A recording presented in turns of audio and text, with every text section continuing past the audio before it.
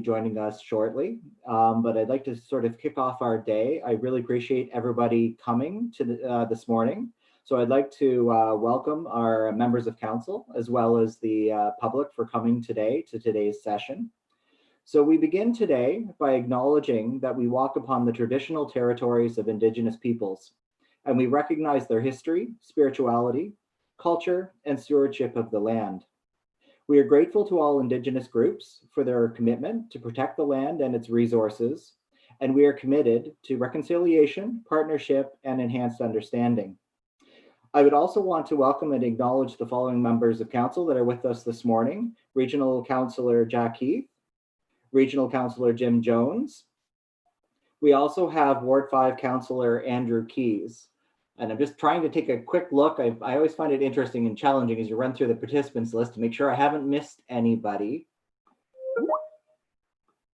Oh, and I just noticed that Ward 4 Councillor Karen Ray is with us today as well. So Markham has been working on a secondary plan study for the Markham Road, Mountjoy area. We have a long-term vision to develop a sustainable and complete community here. We also have several initiatives that are underway right across the entire city to realize this vision, including work on various secondary plans such as Markham Centre, Milliken, Cornell, and Markham Road, Mountjoy. This work will ensure that the development and changes in these areas meet the needs of the people who live, work, or visit them, which is where you come in. And this is why your ideas and feedback today are so important to the work that we're doing. As a quick refresher, the first community information session we held was on July 29th, and it kicked off a virtual bus tour to orient everybody to the area of this secondary plan work that we're doing, as well as it shared information on the background analysis that has been completed to date. So today's session, it's going to build on that information through a presentation and series of interactive exercises to inform the preparation of a draft concept for the secondary plan area. I look forward to the continuing of this discussion that we started on July 29th and hearing your vision, your ideas, and perspectives on the future for this community. So as we go through today's agenda, the real purpose here is we're going to present and hear your ideas, comments on the draft vision, the guiding principles for this secondary plan. We also want to present and hear your ideas on the emerging concept plans. The session for the presentation is going to be led by our consultant team, and it's led by SVN planners and architects. There's going to be multiple opportunities throughout the entire session to ask questions and provide input at key points during the presentation. We're also going to be documenting all of the intake of this information through a series of live drawing exercises, which I find is very fantastic, as we have real-time drawing, looking on a map, writing down your ideas, making sure we've captured them correctly. You can also send us your comments after this session via survey that we're going to have available on the study webpage on Your Voice Markham. Or you can also send an email to the contacts listed under Who's Listening on Your Voice Markham at the end of the presentation. And we also, at the end of the presentation, all of the materials, contact information, everything is available for you. So please feel free to reach out if you have a great idea after this session or during the session. We really want to hear it. So as a reminder for today, today's session is being recorded. You'll see a little recording symbol showing in the upper left-hand corner if you're joining us through the Zoom. And it was also being live streamed to YouTube. So please keep your webcam off if you wish to remain off of camera. And with that, I'm going to hand it over to Shonda Wang and the consultant team to take it from here. So Shonda?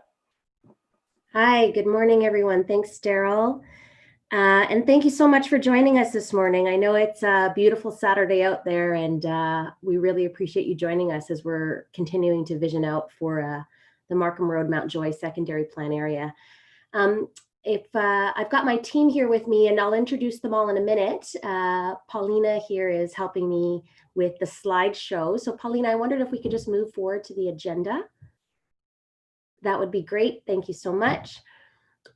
So this morning, Daryl's given us a bit of a layout of the format and how we're going to be doing a bit of a mix of both presentation, but also breaking it up to be able to receive your feedback and input on some of the material that we're sharing this morning.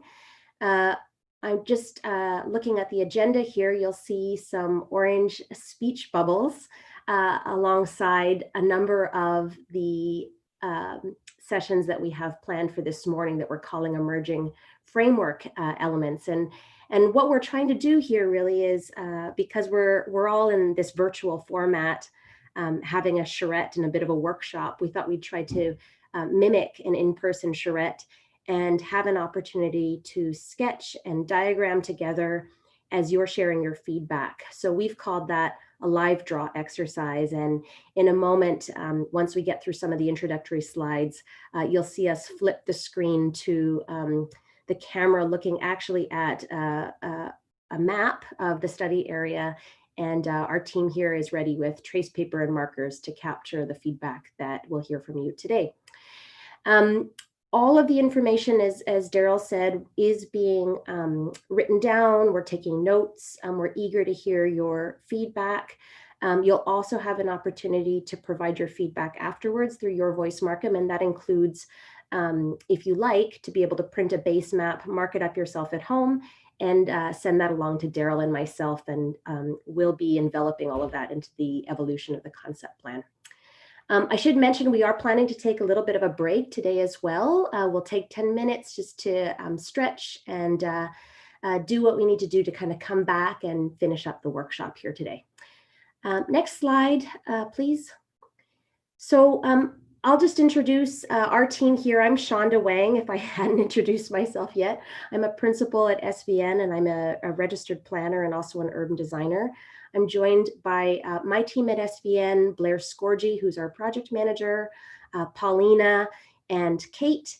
And we also have Jonathan Tinney here as part of our consultant team, working with us on the land economics and market analysis side.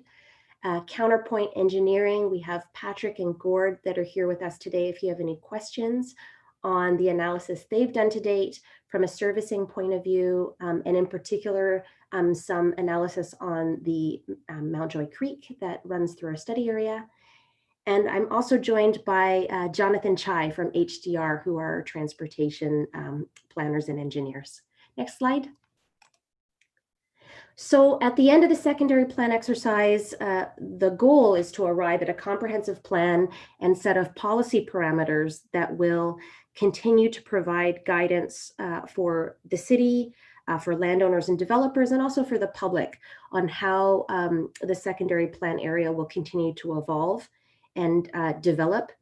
You can see here listed a number of our key meeting objectives today, which is to review the draft vision statement that builds on the current OP, the official plan, and what the official plan has articulated to date on the secondary plan area.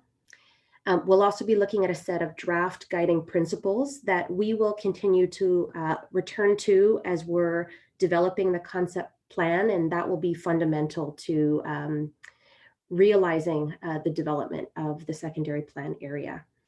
And finally, as I've mentioned earlier, we'll be developing a concept plan as a key deliverable out of this exercise today. Next slide, please. So for those of you that would have joined us on July 29th, or maybe even at the Markham subcommittee meetings, you would have heard us talk to the opportunity that we have in front of us. And you know, the city has initiated a process to engage broadly with a number of stakeholders, including landowners and including with yourselves as the public, with councillors certainly, to really dive into what the potential is for the growth of this area and this neighborhood that does exist today. We're not starting from scratch, right? We have a number of businesses in the area, a number of commercial and retail uses and places of employment where people work today, places where we visit to get the goods that we need on a daily basis, and a number of community amenities as well that the existing neighborhood enjoys.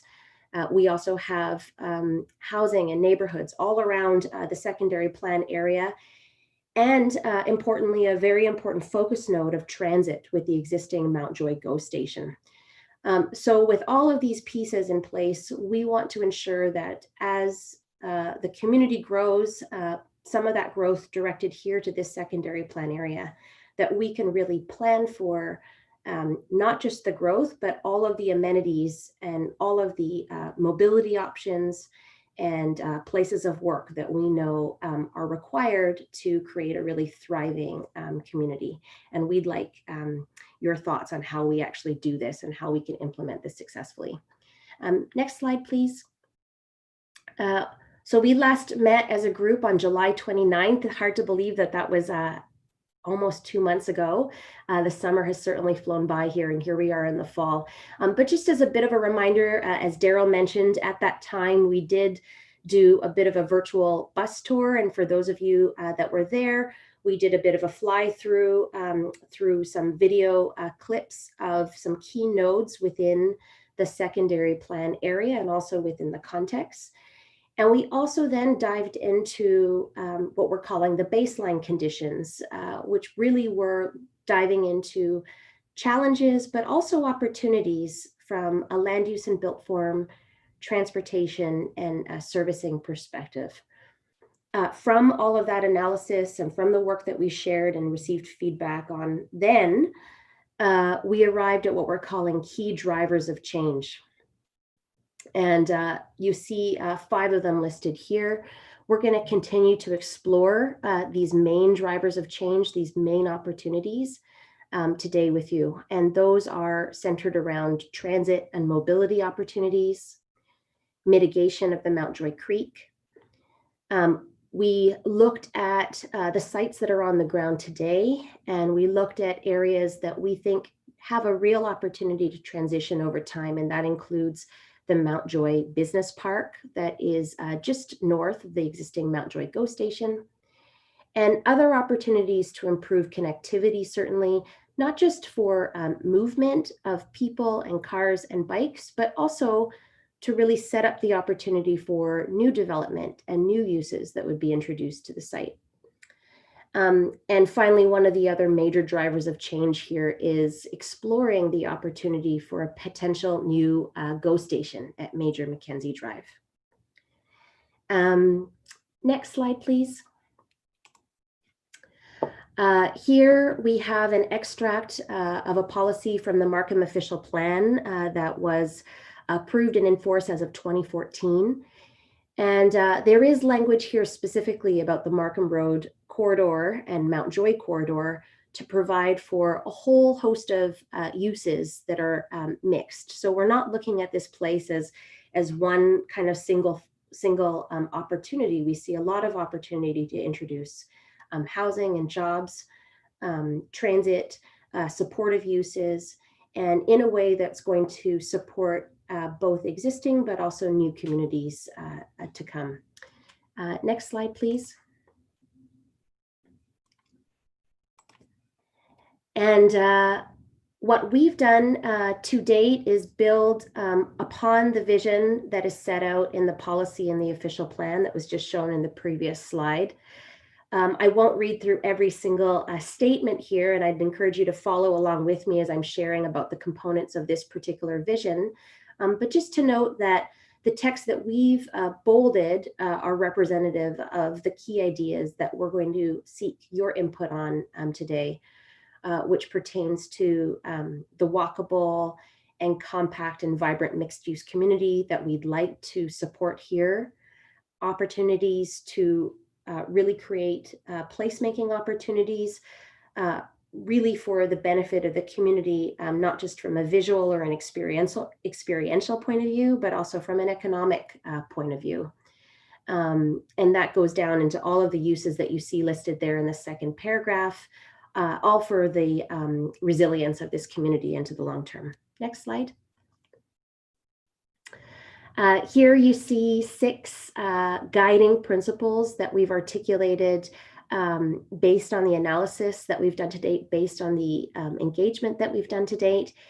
And they include, number 1, building compact and complete communities, 2, protecting and enhancing the natural environment, 3, increasing mobility options, 4, maintaining a vibrant and competitive economy, 5, adopting green infrastructure and development standards. And finally, continuing to have conversations just like we're having today with continued opportunity for input from the public and stakeholders, and continuing to relook at the tenets of the secondary plan and refining as needed into the future. On that note, I will share, just if we hadn't mentioned it already, over the course of this session, and we'll be inviting you to participate and provide your comments. And the way that you can do that is through the raise hand feature. And you'll see that you'll have a bar at the bottom of your screen, and that you'll be able to click on that, and that way we'll have a cue that you have a question or you have something to add. So just wanted to make a note of that. Okay, so with those 6 guiding principles, if we could go to the next slide, Paulina, please. Excuse me. Hello. Yes. I go back to the last slide. Your Yes. first principle should be you're building compact and complete rail integrated communities. Okay, we'll note that. Because That makes a lot of Daryl sense. earlier said we're doing Centennial, we're doing Denison, we're doing Steeles. We're not doing them just to make them communities. We're doing them because they're rail integrated communities. And the goal here is to morph that goal line into something different than what it is today. So therefore, there's got to be a lot of focus around the rail station, not having transit adjacent, it's rail integrated. So Yeah, good point. Good point. We'll make a note of that for sure, because that's exactly it. That's one of our key assets that we have already today, which is the existing GO station. And we know that the province has certainly put quite a bit of effort into investing in higher order transit. And that really gives us, on behalf of the city, a real opportunity to plan for introducing higher order densities to go along with that higher order transit, and really leverage the investments that are being made on that end with investments and partnership with the community and also landowners. So thank you for that comment. And Sean, I wanted to weigh in for one quick second, and I wanted to welcome Ward 1 Councillor Keith Irish, who's joined us as well now. Great. Welcome. Okay, so with the vision and guiding principles that are there today, and thanks for that feedback. We'd like your feedback on these principles today as we go through each one of these slides. Let's all think about, as we're diving into the 4 pillars of the concept plan that we're going to break out and tease out through, what does that actually mean when we actually land that on the ground?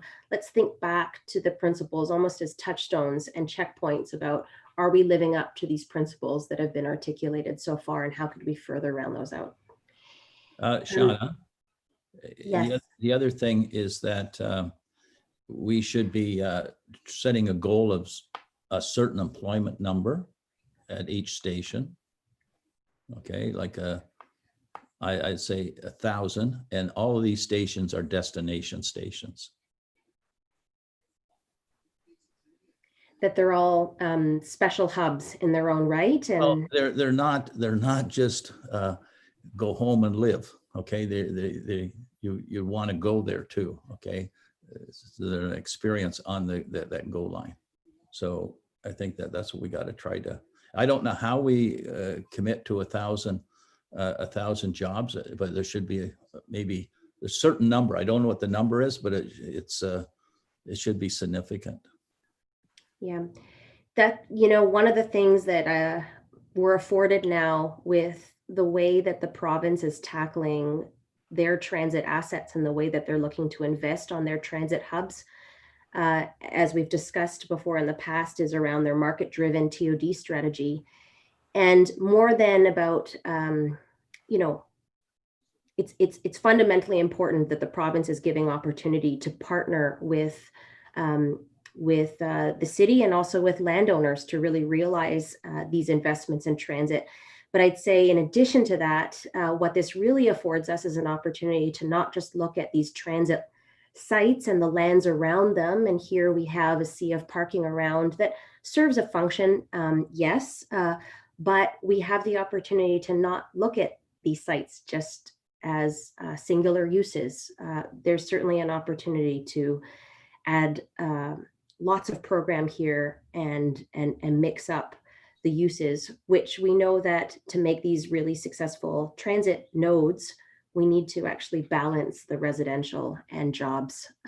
We heard from one community member, and I appreciated this comment at the last charrette, that they wanted to be able to, you know, on their way home from a transit, you know, getting off the transit stop, to be able to stop and maybe pick up some groceries and pop into a shop on their way home, versus it just being a point A to B kind of transactional experience. It actually is I think we have every opportunity here to create places, not just functional kind of A and B.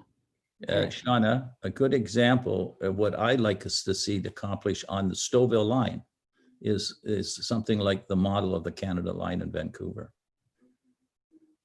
Because they're doing almost every station as complete stations. Okay, they're more than just living there. It's employment, it's retail, it's entertainment, and therefore, if you develop a good transit line like this, you have a good chance of eliminating car needs, because your life is up and down on the rail station, the rail line, I should say.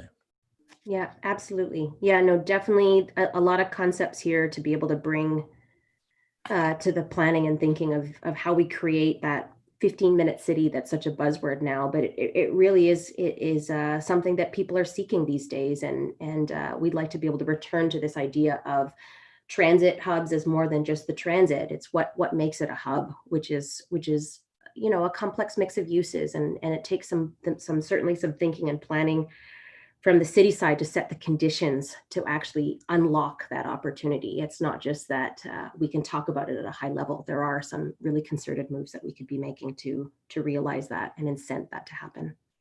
So thanks for that. So going back to the slides here, the next set of slides really, the exercise that we'd like to take us all through is just the breaking down the layers of what we're calling the 4 pillars of the concept plan. These 4 pillars are based on the guiding principles that we've just looked at. They are design focused layers that each have their own unique considerations. For example, parks and open space includes the goal of utilizing sustainable technology, consideration for natural heritage, and also open space planning, and so on. So let's dive in here into the next slide, and I think we can just start to unpack what this all means layer by layer. So the first, what we're calling the emerging framework or layer, is a mobility layer. And to be clear, when we talk about mobility, we've talked about that it's not just about movement for different modes. Certainly we want to encourage that, and we want to broaden the opportunities and choices people have to move, not just by car, but also through active modes like walking and cycling, and facilitating direct access to and from transit. But we also want to set up the conditions, as I was mentioning earlier, for development, and development that's not just car oriented, development that is surrounded by a fine grained network of connections, which means that we're drawing people to those connections. And we can all imagine how wonderful it is to walk through a space where there are active uses all around you, and how enjoyable that is, compared to walking through, say, an expanse of a parking lot or a street that has blank facades around you. It's a very different experience and a very different feeling. So some key objectives that I won't read through every single one of these here, but I'd say that we'd like your feedback on a number of elements, including, first of all, Markham Road. We know that Markham Road is really the key spine and at the heart of our secondary plan area. It exists today as a highly functional street, primarily geared for cars. We know that there's a number of out of the right of way that we have here along Markham Road, so much of that space is dedicated, in fact, to asphalt and faster moving vehicles, faster moving modes. But we've also started to tease out on July 29th opportunities about how to reconceive the street and how to introduce opportunities within the streetscape to really tilt the way that we experience that road, and then in turn, how we can create development that activates Markham Road. As we've spoken about, the existing GO station is an important note as well. We do have an opportunity here, and in fact, we've been directed through the course of the study to also look at other opportunities to introduce a higher order transit node. And so this secondary plan is starting to plan actively and protect for an additional GO station at Major Mackenzie Drive East to the north of our study area.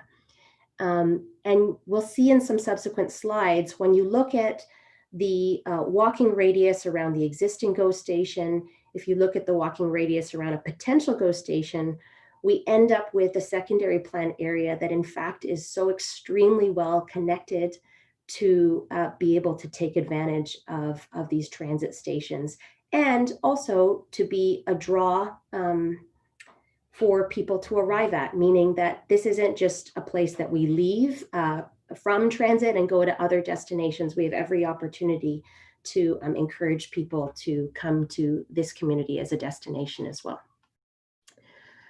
Next slide. Before we go forward on this, I just noticed that we do have a flag up from our ward, one of our counselors. So Ward 4 Counselor Karen Ray. So if we could have her video turned on so that way we can hear her comment and questions, please. Sure. Hi, Shonda. You were mentioning about the Markham Road corridor, and it's not just for vehicles. We have an agenda on Tuesday about the accidents that we've had on the roads. And I just wanted to point out that the highest concentration of intersection collisions occur on Denison Street and Main Street Markham corridor. And if you go further along, Markham Road between Main Street Markham North and Edward Jeffries is the highest priority to get something done on that road segment for collisions. And is the first one. And Markham Road between Castlemore and Major Mackenzie is the 8th one. It's ranked. So from Highway 7 all the way up to Major Mackenzie, we have an issue with collisions and safety and damage. So I just wanted to point that out. So we need to do something with Markham Road. So it's great to design either side of the street, but we have a problem with the actual street. Right. Absolutely. You know, when we have the opportunity through the secondary plan to be thinking short, medium, and long term. And if we're going to be really reconceiving the street, it's not just about adding on some trees or maybe making some minor moves here. There really is an opportunity, if there's the vision and the will behind it to back that vision, to rebalance the street. And that includes the full extent of that right of way. You know, we have a number of vehicular lanes that are, 3.4 meters wide, a center turning lanes that are over 6 meters wide in some points. And then we have some pieces on the side that are, certainly provide for some pedestrian movement, but we also at the same time don't have a lot of opportunity to cross the street, right? We've got these long, big blocks that don't have places for protected crossings and safe crossings. And so we'd like to look at all of that. You see some of the ideas and concepts that we'd like to examine here on this particular slide about challenges, yes, within the streetscape today, that extend to how people move and how we could also fail in how we move in the street. And by that, I mean by collisions and conflicts as well for all modes, really. So the collection of things that we're starting to look at on this page are things that we would like to get your feedback on what you think are the priority elements, so that we can then start prioritizing how we allocate space within this a new vision, really, for the design of Markham Road. And Shonda, just on that, we have Brian Lee from our transportation that also wants to respond to this comment and question as well and has some input. Brian?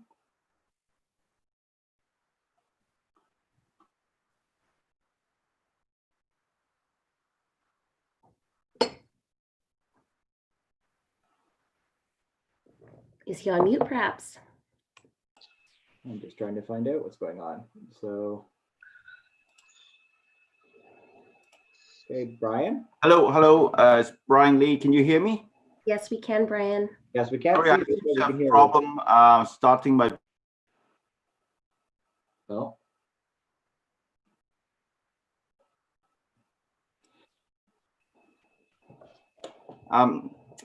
Thank you, Councillor Ray, for your comments. Yes, this is Brian Lee from the City of Markham. I'm the Director of Engineering.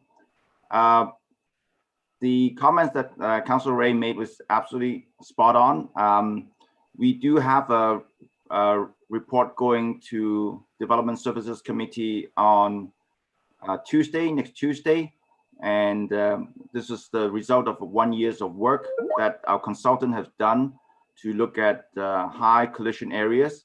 And as Councillor Ray mentioned, Denison Corridor and Markham Road Corridor, especially north of 16th Avenue, are areas of high collision concentration.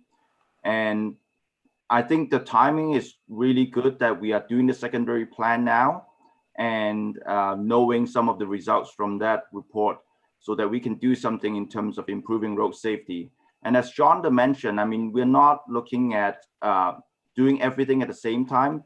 The work could be phased, looking at some more critical areas first, maybe some quick wins in terms of improving road safety, but overall tying into the overall plan on a long-term basis. So thank you for those comments. Great, thanks, Brian.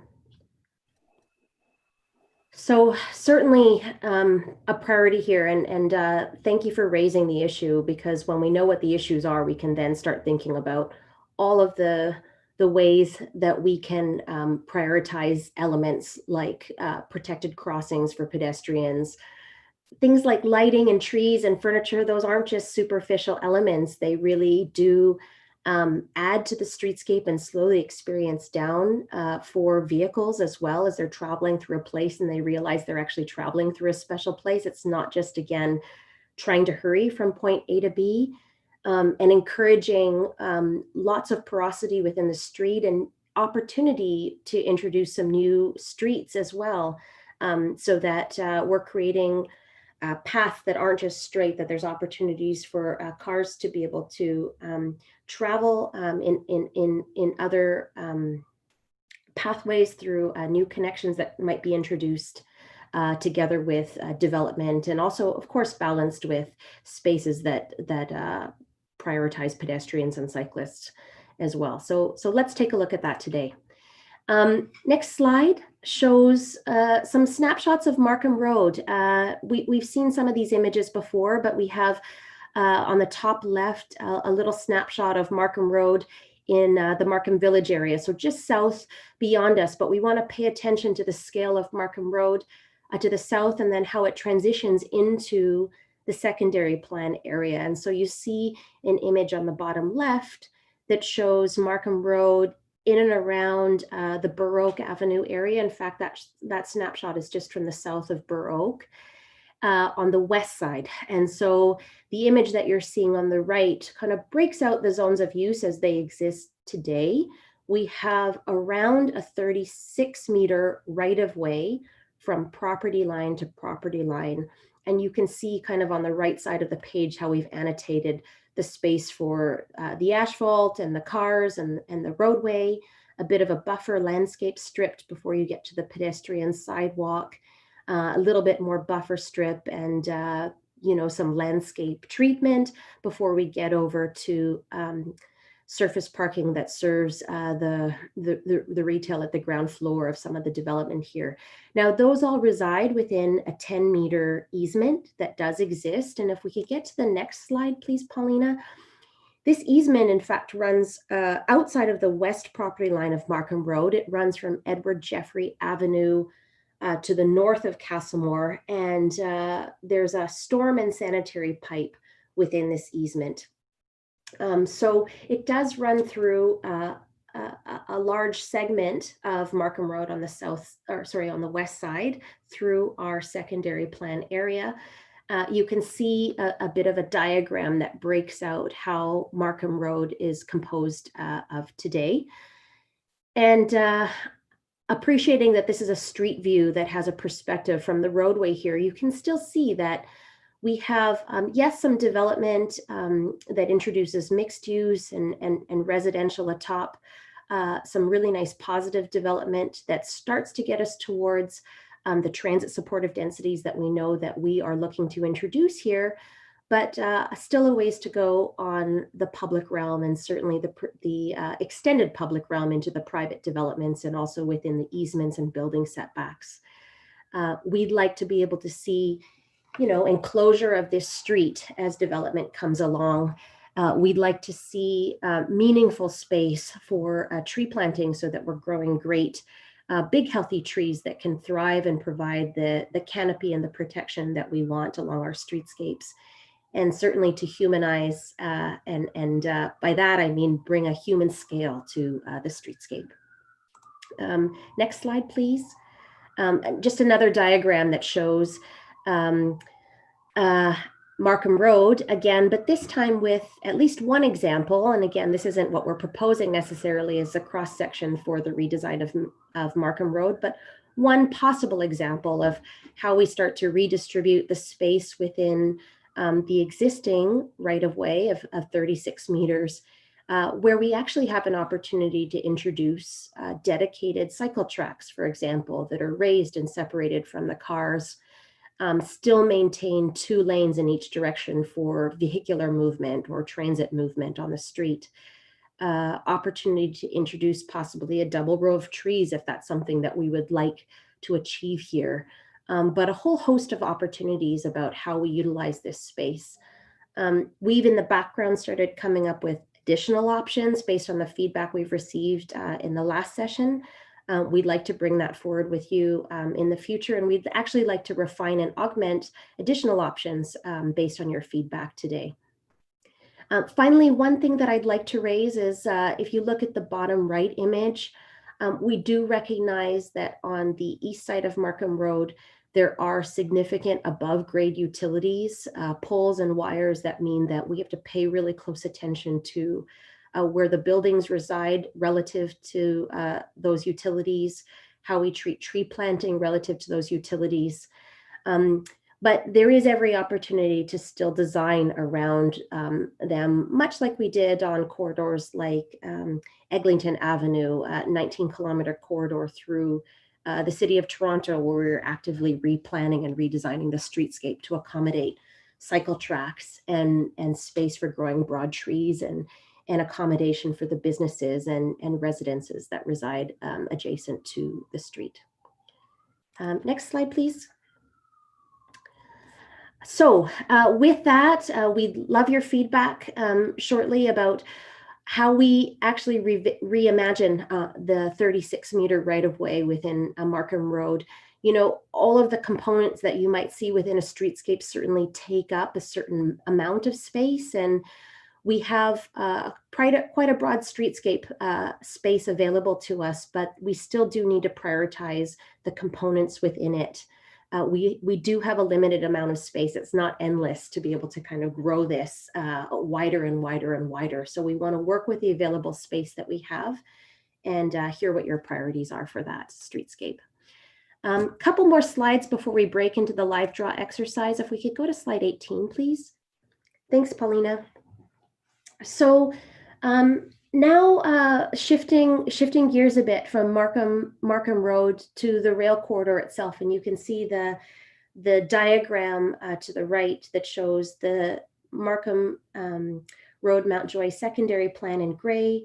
We have the rail corridor popped up in red, and the existing GO station in the center of our area around Burr Oak, and the possible location of a new GO station off of Major Mackenzie Drive East. We'd like to know how the rail corridor can be seen as a spine that's not divisive from the secondary plan area over to the neighborhood surrounding, especially to the east, and all the great community assets, including the parks and open spaces to the east, but how we might see the rail corridor as a connective spine. There are things we do have to pay attention to, certainly, and we know through our work on a number of the rail corridors that there is protection for a 30-meter setback from the rail line, where we are limited to the types of uses that we put within that setback. But beyond that, we'd like to really utilize and tap into the rail corridor and improving connections to it, not just with the uses, but also with green links, possible opportunities for a pedestrian link or a pedestrian bridge across the rail corridor at key locations. We'd like to understand from your perspective where you think that link could occur. We have some ideas of our own. But we would like to see if is that one connection, is it two? How can we bridge from the existing community center, for example, to the east, to existing but also new opportunities on the west of that rail corridor? We'd like to hear how that can really be an opportunity, not for just mobility, but also potentially as a gateway feature within our secondary plan area. Next slide. This is the slide that I was mentioning earlier, where if you look at the image on the right, and you see in that red dot with the yellow band around it, the two locations of the GO stations, what we've done is we've drawn circles around that represent an 800-meter radii around these transit stations, which then roughly translates to about a 10-minute walk to and from these transit stations. And you can see with the existing GO station, as I mentioned earlier, and also certainly with the introduction of a new GO station, really the entirety of our secondary plan area is within an easy 10-minute walking distance to and from transit. And beyond that, actually, we capture existing neighborhoods around us. So again, this red marking that you see here, this red hatch that shows our secondary plan, we're not limiting our examination just to the secondary plan alone. We really very much want to look at adjacent uses and also adjacent opportunities for connectivity to and from transit. It really is serving the broader community when we're thinking about transit-oriented development. Next slide, please. So great. Here we are at the live draw exercise. I know I've spoken quite a bit now about the mobility opportunities here. But here are the series of questions that I'd love to hear your thoughts on. We've had some good ideas to date. We'd like to hear where are the most important connections to and from the GO stations that we just looked at on the previous slide. What street elements do you think are a priority to you when we're looking at Markham Road?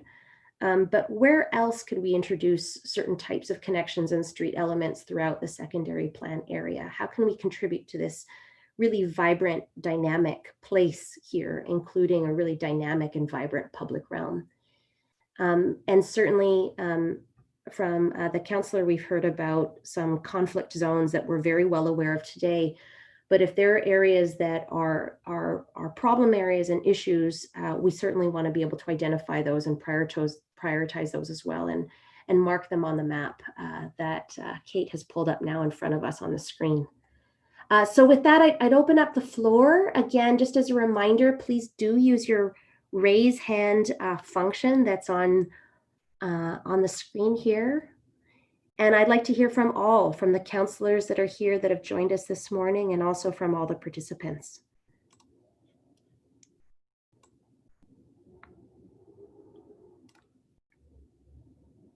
Any further thoughts on this idea of mobility and connectivity?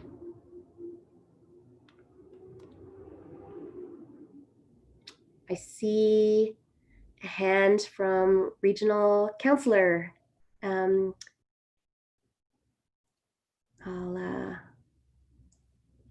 Oh, are you muted there?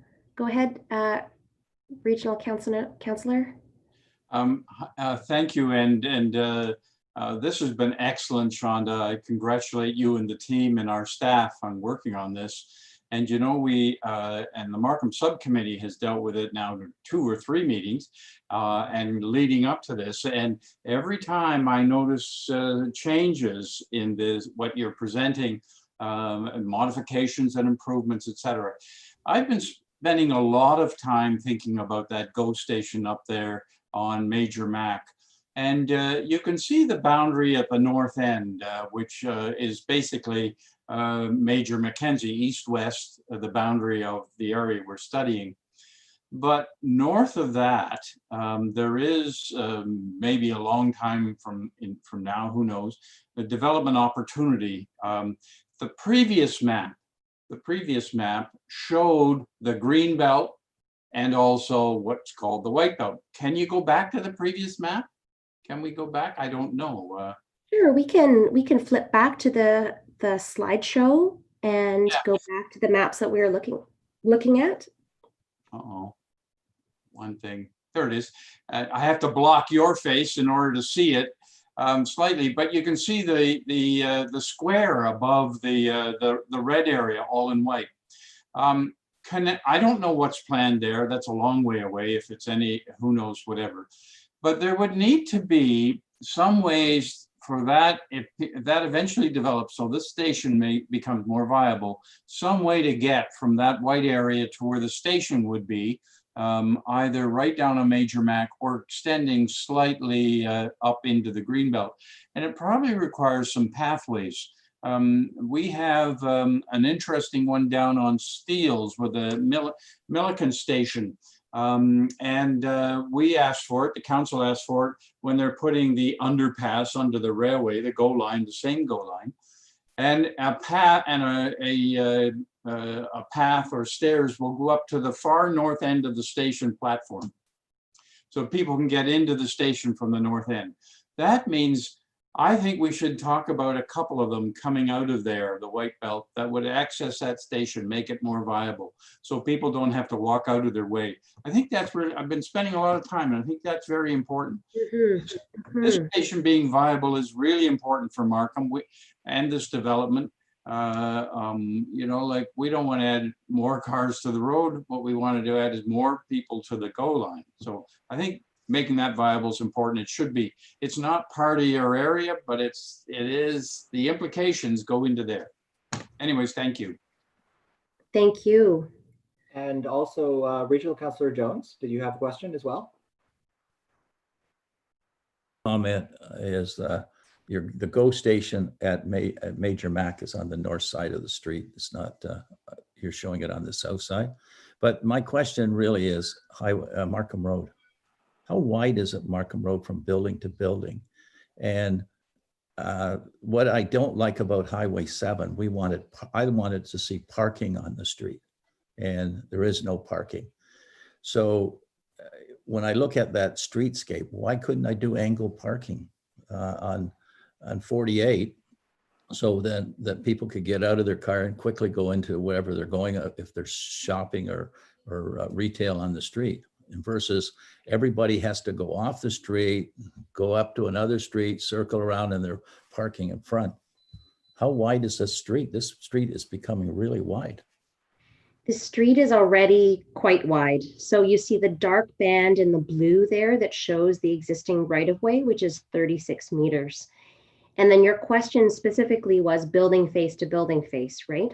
Yeah. So we have a very wide setback on the, thanks for pointing there, Paulina, on the east side of actually 21 meters, which is quite incredible before we get to the buildings. And just to put this into perspective, you know, a number of the streets that function in and around my neighborhood are 18 meters wide. So it's almost as if we have space that could accommodate another street right away on the east side of Markham Road. And then on the west side, of course, we spoke about the servicing easement that does exist. that is there for the foreseeable future, and that is 10 meters. But it's not the whole length of Markham Road, right? We have further north of Castlemore, beyond the servicing easement, there is the opportunity, if we wanted to bring the building face closer to the street. There certainly is the opportunity, I'd say, on the east side as well. But what I'm hearing from you, Regional Councillor, is the opportunity for street parking. And did you mean within the Markham Road right-of-way itself? Well, I'm just saying is that it seems like it's a wide span of land there. And when I go to places like Collingwood and some other places, they have a nice main street and they have angle parking. Mm-hmm. And, you know, if you want to slow down the traffic, I don't think the traffic on, Jack or Karen can correct me, I don't think the traffic on 48 here is as great as the traffic on Highway 7. So it'd be nice to slow down, and they got Main Street Markham, they want to slow the people down. So why don't we slow them down here too by putting, I won't say parallel parking, I'd say angle parking, because I can put more cars in angle parking than I can in parallel parking. Mm-hmm. And you got a wide street, so why don't you try to narrow it? Or we have a wide street, and just through, and Jonathan, I'd invite you to also speak up to this, Jonathan from HDR. We're currently looking at this as well, because as I was mentioning earlier, the vehicular lanes are actually quite, we have some room to play with, right? They're 3.4 meters each, and the turning lane we were finding is well over 6 meters. So do we need to allocate that much space? How can we refine the space allocated to the cars and maybe give back just even a little bit more space so we're still achieving possibly off-peak parking within one of those vehicular lanes, all for obviously confirmation from what the transportation modeling is telling us. Possibly treating these building setback spaces, for example, within this easement zone as a flex space, which is what we are showing in the next image, right? Maybe for angled parking or a bit of surface parking, but also for the introduction of other elements as well. We've got a broad, for example, we currently have a broad landscape zone, but it's being utilized for ornamental pieces, if you know what I mean. But how can we make it functional and also beautiful at the same time? what we're still doing is just prettying up this highway. That's what we're still doing. This is still functioning as a highway, and going through this area should be a different treatment than a highway. And with that, I'd actually like to ask Brian Lee he has some comments on this as well. Thank you. Sure, thank you. It's Brian Lee from City of Markham. My video is working now, that's great. So you can see me.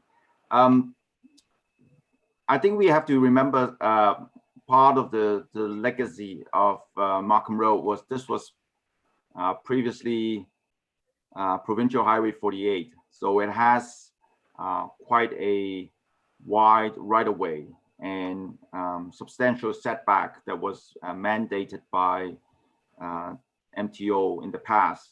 However, as we know, this whole area is going through transition, and its function and the land use around it is going to change and will continue to change. And therefore, now is the opportunity to look at all these other initiatives or ways of calming the road. There are opportunities to have narrower lanes, but still recognizing there will be buses and trucks that will be using it. There are also, depending on the development adjacent to the road, there could be commercial where on-street parking is advisable for the benefits of the retails and other things. We can also look at off-peak on-street parking. I just want to mention that angle parking is something that we haven't really tried in Markham. We have looked at it in some of the more local streets in new subdivisions, but we have not actually done it. I would not advise putting angle parking on Markham Road because it's still a reasonably high volume road and is functioning more like a major collector or arterial. And angle parking will require people to back out onto the through lane. So we have to look at all the safety issues as well. But definitely we can look at all these different initiatives. Brian, you said trucks. Okay, trucks are not allowed on Main Street, Markham, are they? They are not allowed south of 16th Avenue. Well, we should not allow them south of Major Mac. There will still be trucks that will need to access the area because of people moving. Yes, yes. Commercials that are doing deliveries and things like that. So we can look at all that. Yeah. All I'm suggesting is we should be thinking of parking on Highway 48, whether it's parallel or angle parking. But the thing is that we should be slowing it down and making it more like a Main Street Markham below. Yep, we'll look at that. And with that, I've just noticed that we have numerous hands coming up with additional comments. So I would like to ask Councillor Andrew Keys for your question and comment, please. Sorry, thank you for all the work that you've been doing. I'd like to, I guess I'm echoing some of the comments that Regional Councillor Jones has said. I certainly would like to see on-street parking. I think it's essential for that area. Again, just looking at the map, I believe the GO station will be north of Major Mac, so we should be factoring that in. So we have other experiences, I suppose, with a lack of on-street parking and what it's done for local businesses. And it's as I say, I just think it's really important that we do that. You asked about pedestrian connections as well across the rail lines. I guess my suggestion is probably at least to the south, south of the current GO train station, probably a pedestrian bridge connecting to either to the green space, which is existing on the east side, and just that's, I guess, my suggestion. And more than just a pedestrian connection, probably some kind of a feature to link the two areas together. The only other thing I'd like to mention is when we talk about calming the road, I do like that idea. My concern is that in the past, when we've taken these approaches, it does create, I guess, a better streetscape, but it has the implications also of I guess, impacting existing commuters, existing residents that are trying to get around. And it just seems like we need to make sure when we implement these measures that are slowing our residents down, that they do have alternatives.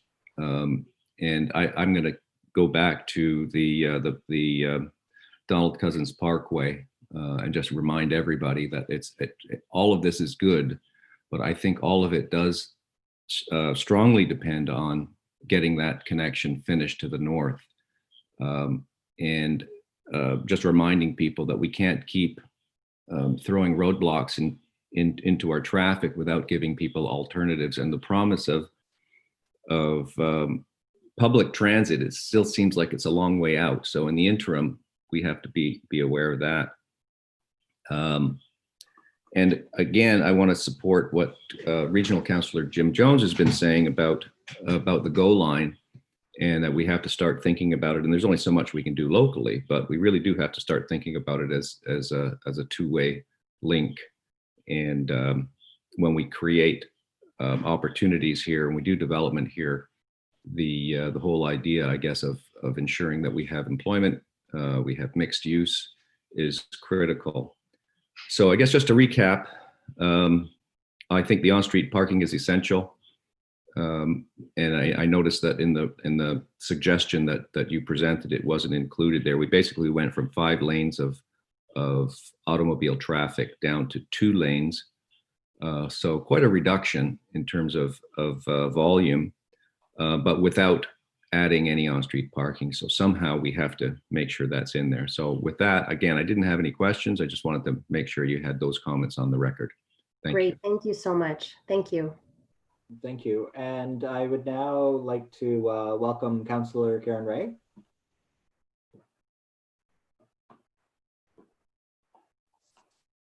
Thanks. I agree with Jim that the traffic calming needs to start at Major Mackenzie. You can't, like, we've taken Main Street, Markham, south of Bullock down to 2 lanes. It needs to start at Major Mackenzie. When I went up Major Mackenzie, I think at the top end, right at that light, it is only 1 lane each way, and then it widens as you go a little bit further south. And then about bringing the buildings right onto the street, the studies that have been done about people in high rises are right next to busy roads. There's an environmental issue with all the smog and etc. So we need to be careful on that. But I'd be tempted to look at 1 lane south and 1 lane north instead of the four lanes that they have. And we need to force people to go east and west across Major Mackenzie and not bring them down. People that are blocking Markham Road are the people from Stouffville and Uxbridge and further north, and that should not be our priority. Main Street Markham is residential homes, and I sit on the deck on one of the residents there, the porches, and I can see the people that are speeding down the section between 16th and Bullock. It's horrible. But the calming has to start at Major Mackenzie, and then you piss off enough drivers, they'll go east and west and not go south. Hopefully. Yes, and you'll see even in the map that Kate has in front of her, you can see our secondary plan boundary area, and then you can also see in the faint dash the broader study area. So certainly HDR, Counterpoint, when we're looking at the study area, we're looking well beyond as well. So I appreciate the comments about there's a whole system of refinements and changes that we need to see here, and other options for movement that go well beyond our study area as well. So thank you for that. Yeah, like when the Donald Cousins Parkway goes out to Markham Road the way it should be, the people coming from Stouffville and north of Stouffville should be taking the DCP down and around, down to the 407 and not coming down south. But I mean, there's nothing nice about what we've done on Highway 7. The road's too wide, and I supported the road widening. I'm getting a little frustrated and going backwards now.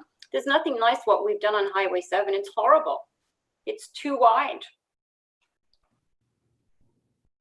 So, and people won't walk to a traffic light to go across. They'll try and get across in the middle of the road as well. Like they're not going to walk too far to go to the lights when they can just cross over the street if they need to get somewhere across the street.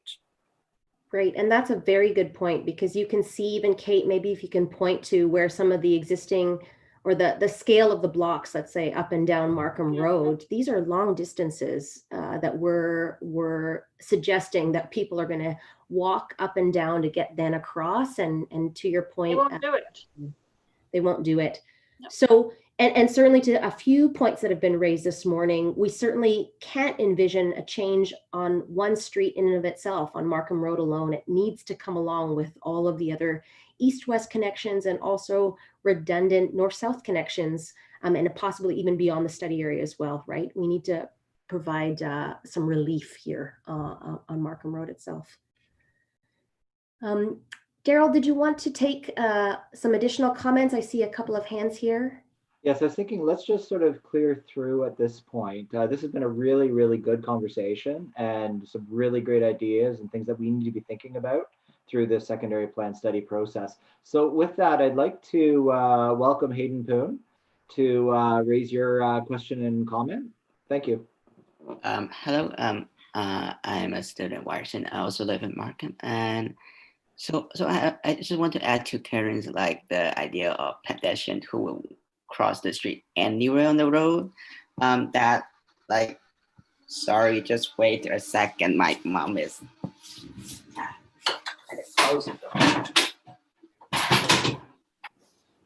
What's he doing? Sorry. So basically, like we should design a street that is expecting people to cross anywhere of the road, instead of like we should not have a design perspective that force someone to cross a signal sign intersection.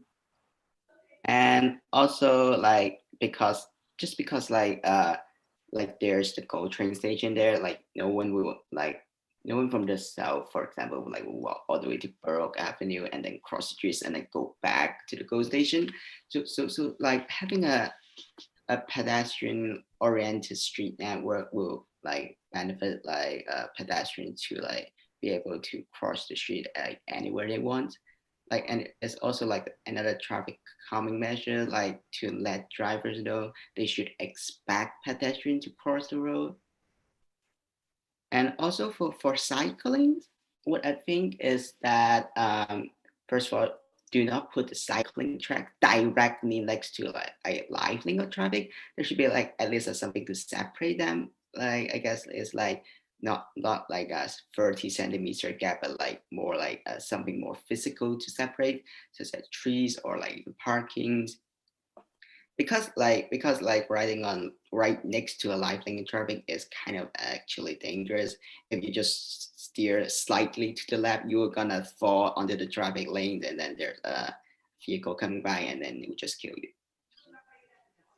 Yeah, we've done a number of not just the planning and design, but also now the construction of cycle tracks. And so I take your point on that. We've learned a lot of lessons over the years as streetscape design has evolved. And we know that we'd like to see cycle tracks that are separated physically from vehicular lanes. And it doesn't take much to do that, even raising the grade of where the cycle tracks are, for example, and separating that from the level of the roadway, bringing it up to the level of a sidewalk. The big difference for mitigating that potential conflict, and then also paying attention to the buffers that happen between cyclists and pedestrians, because they also move at different speeds. So something that we've implemented before, well, there's multiple techniques, but for example, introducing that tree and furniture zone in between the pedestrian way and the cycle track. So there are a few different strategies that we could be implementing. And it really does come down to the details of that streetscape design to make sure that there are clear paths of travel for all modes. So we take your point on that. Yeah, in my opinion, like if the cycle track is raised, but right next to a live lane, it's better not to raise it, because you risk falling down to the live lane. You know what I mean? Because of gravity. It's kind of hard to say. Yeah, and I think when I say about the details and the design, it's not just a narrow cycle track right up against roads. We need to ensure we're still allocating enough space for all of those lanes of use, if you will, and including ample buffer strips, et cetera, as well. So thank you for that comment. And also from experience from Highway 7, I think that there needs to be a clear distinction between the cycle tracks and the sidewalk. It's like no one would actually if no one actually read the sign saying this is a cycle track, this is a sidewalk on Highway 7. They would just walk whatever they think is the faster way, faster as in 1 second, I guess. So some color distinction, not only at intersection, because currently on Highway 7 the cycle tracks are the same color as a sidewalk. So it's actually a kind of a confusion, and then also people getting off the bus stop will naturally think the next one is a sidewalk. So there's a clear differentiation between different modes, the pathways or different modes of transportation. And also speaking of transit, I think there needs to just not from a planning, from planning perspective, it should have actually the simplest thing to do is just to have more surface on it. Currently the bus is coming somewhere between 15 to 30 minutes, and then just come some days some days of the week, even for Borough it's 75 minutes, I guess. It's no one will wait for an hour and 15 minutes just to wait for a bus, and and not to check a schedule. It's there won't be the probability of having a bus that at the right time for you to get somewhere is just minutes. So it's not just only on the bill form, but the surface. It's the bill form is kind of a capital project. So you just plan it once, but then the operation, how to maintain like the kind of service provided for the community is more important for me. Great points. Thank you. So with that, we just have a few more questions that I've noticed. So we have Regional Councillor Heath.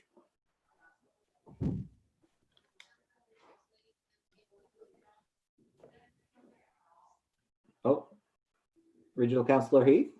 I'm trying to, okay, there we are. There we go. Thank you. Something we talked about, and I did mention it, but I think it's such an important point.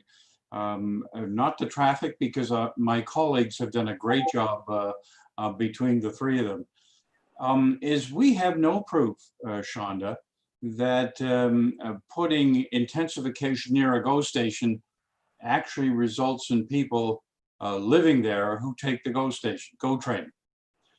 There is no, as far as I'm aware, there are no surveys that you can point to and say that because Markham built those four, I believe there's four large condo buildings on Markham Road, just opposite the Mountjoy station. We all know them, they're almost iconic.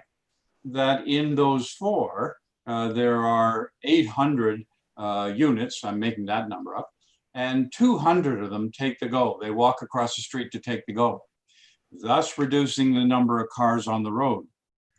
We don't know that. There's a perception that's a great idea, but we can't prove it. And I'm hoping that in this process, there's something that actually can take, can do maybe a survey of those units or whatever, to see how many actually use the service right across the street, or how many go down to the basement, use the car and drive to work. The intensification concept, which is what we're looking at here, is all dependent on a perception that people near rapid transit, the GO, will actually use it. They'll locate their homes there, they'll live there in order to get the GO across the street or nearby. You can't prove it. And so I'm hoping this process will allow us to be able to say, well, we had, you know, as far as we know, a similar number of buildings down there would have no rapid transit.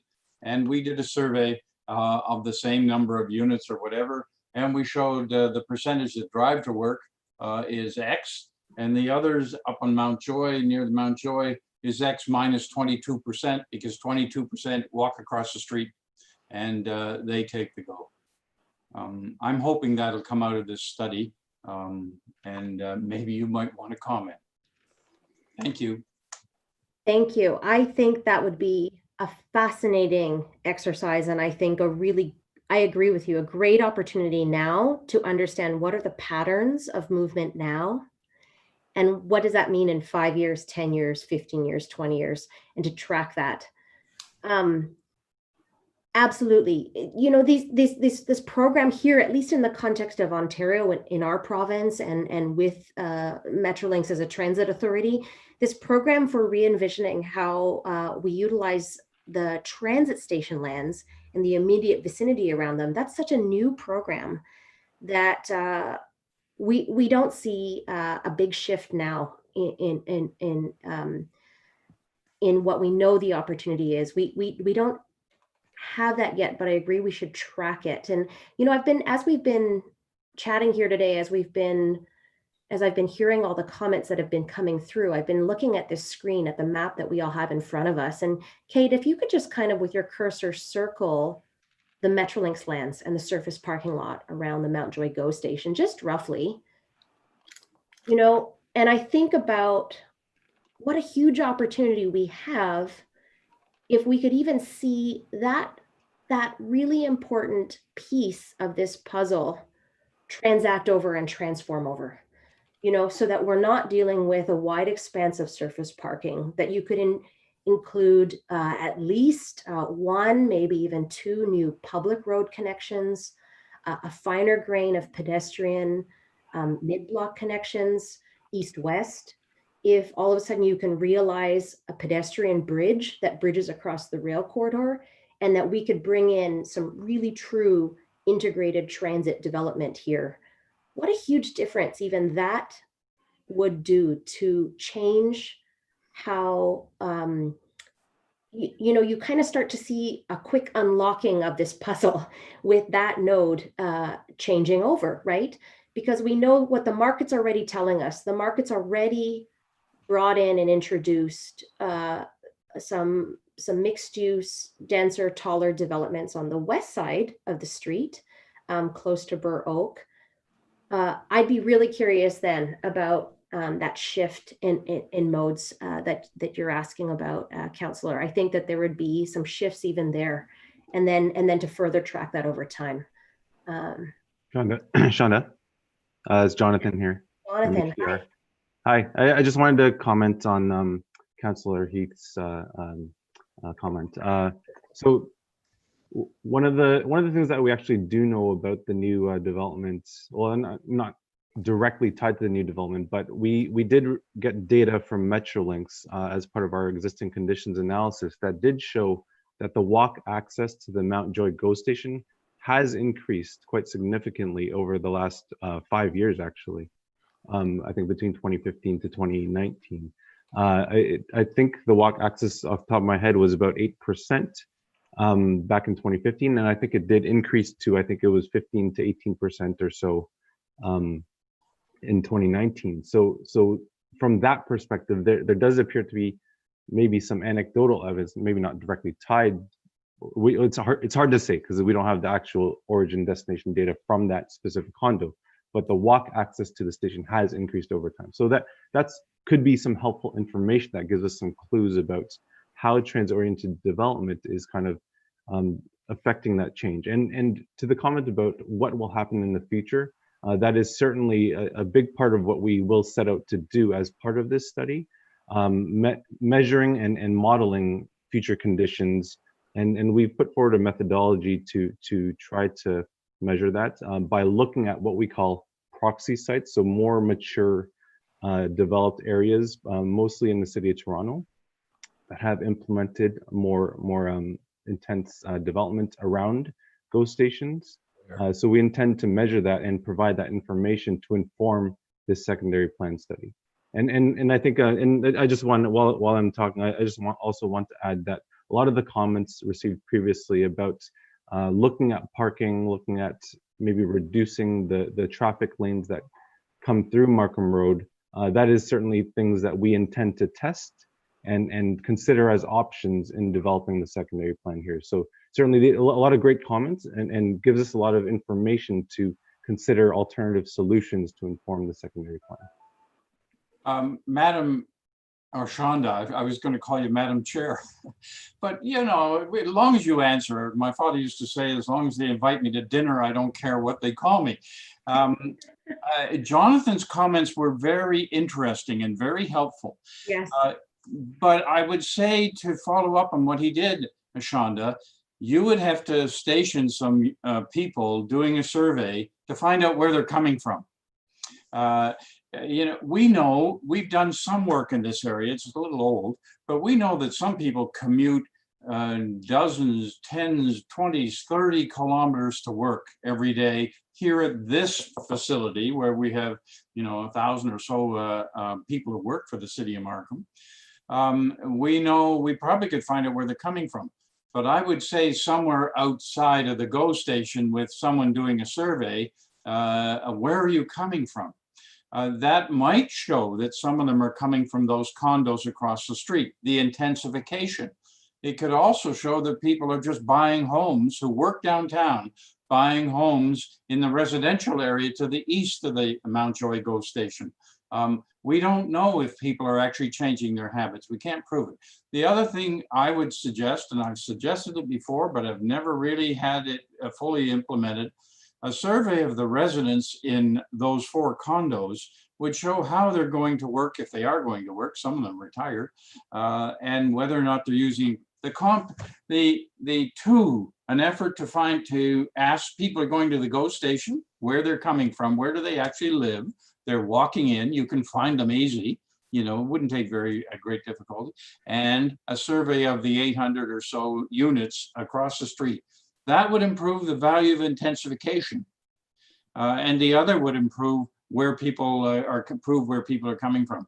What Jonathan said is a wonderful segue into finding real answers as to whether or not intensification works, and whether those condos or more condos up at the major MAC station, which I hope someday will be called the Rouge National Urban Park Station, that will have valuable information. Anyways, so thanks, Jonathan.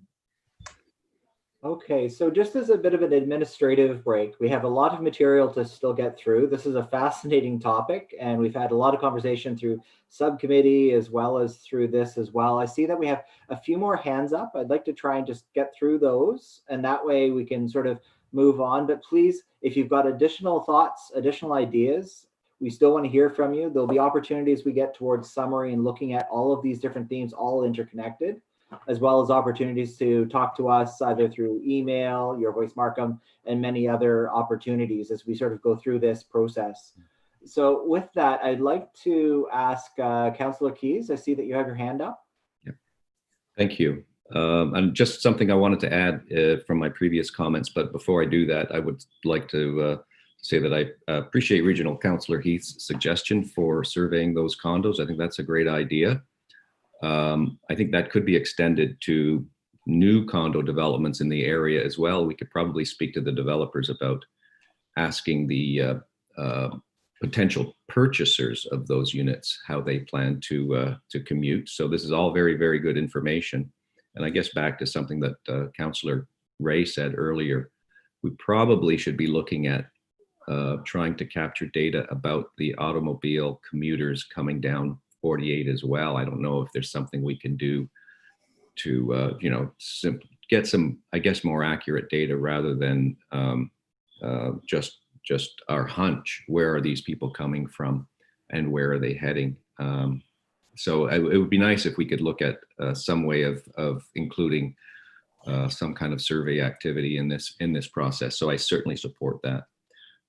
The other thing I wanted to mention, though, was Shonda, you'd mentioned, and I'm aware of this, when we talk about the rail corridor, the GO line corridor and the 30-meter right of way, that's quite a swath of land coming through this development, or sorry, this plan area. And I think it has potential. I know we've talked about it before, potential for some green space, but I would like to mention it in the context of the cycling infrastructure, if you will, and the fact that perhaps that corridor, that 30-meter right-of-way could be, because we can't use it for much else, would be an ideal place to encourage cyclists to use, because it is adjacent to the GO stations, and that might be a way of making Markham Road a little safer, obviously, for cyclists. I'm not suggesting no cycling on Markham Road, but if we were to say we've got 30 meters here of a right-of-way, let's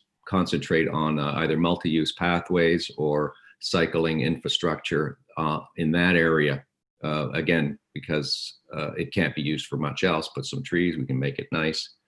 And I just also like to mention, in the context of the 30-meter setback, I've already seen a couple of developer proposals which have taken that 30-meter setback, and really, I don't like what I saw. The way they're backing onto that space, they're saying this is useless space, or they're putting structured or above ground parking, and you end up with this big concrete wall. So I think when we look at that use and how we manage that corridor, I'm just, as I say, I'm a little bit concerned about the impact that's going to have on development and built form. But that's really what I wanted to add. I think extra concentration on active transit in that area would be useful use of that land. Thank you.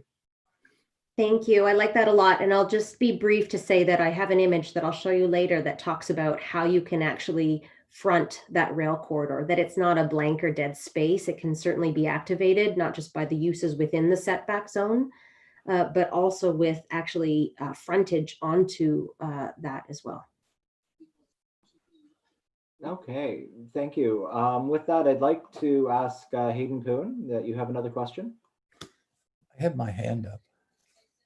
Oh, sorry. Yes, I would remind, like, as from an economics perspective, that the capital cost of owning a car is just so high, and the operating cost is just so low, such that once someone purchases a vehicle, they will have 99% of chance to going to drive to somewhere.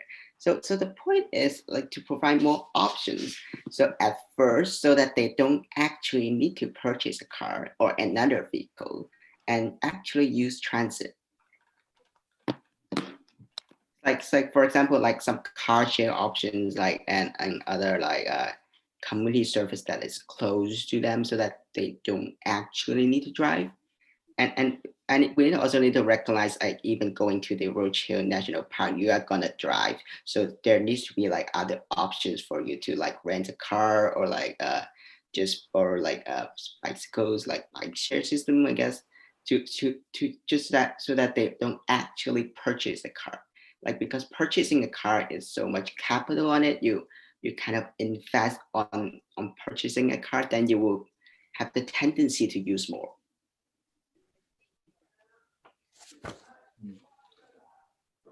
Well, thank you for that comment. That's very helpful, and we'll have to be thinking about that as we go through the secondary plan process.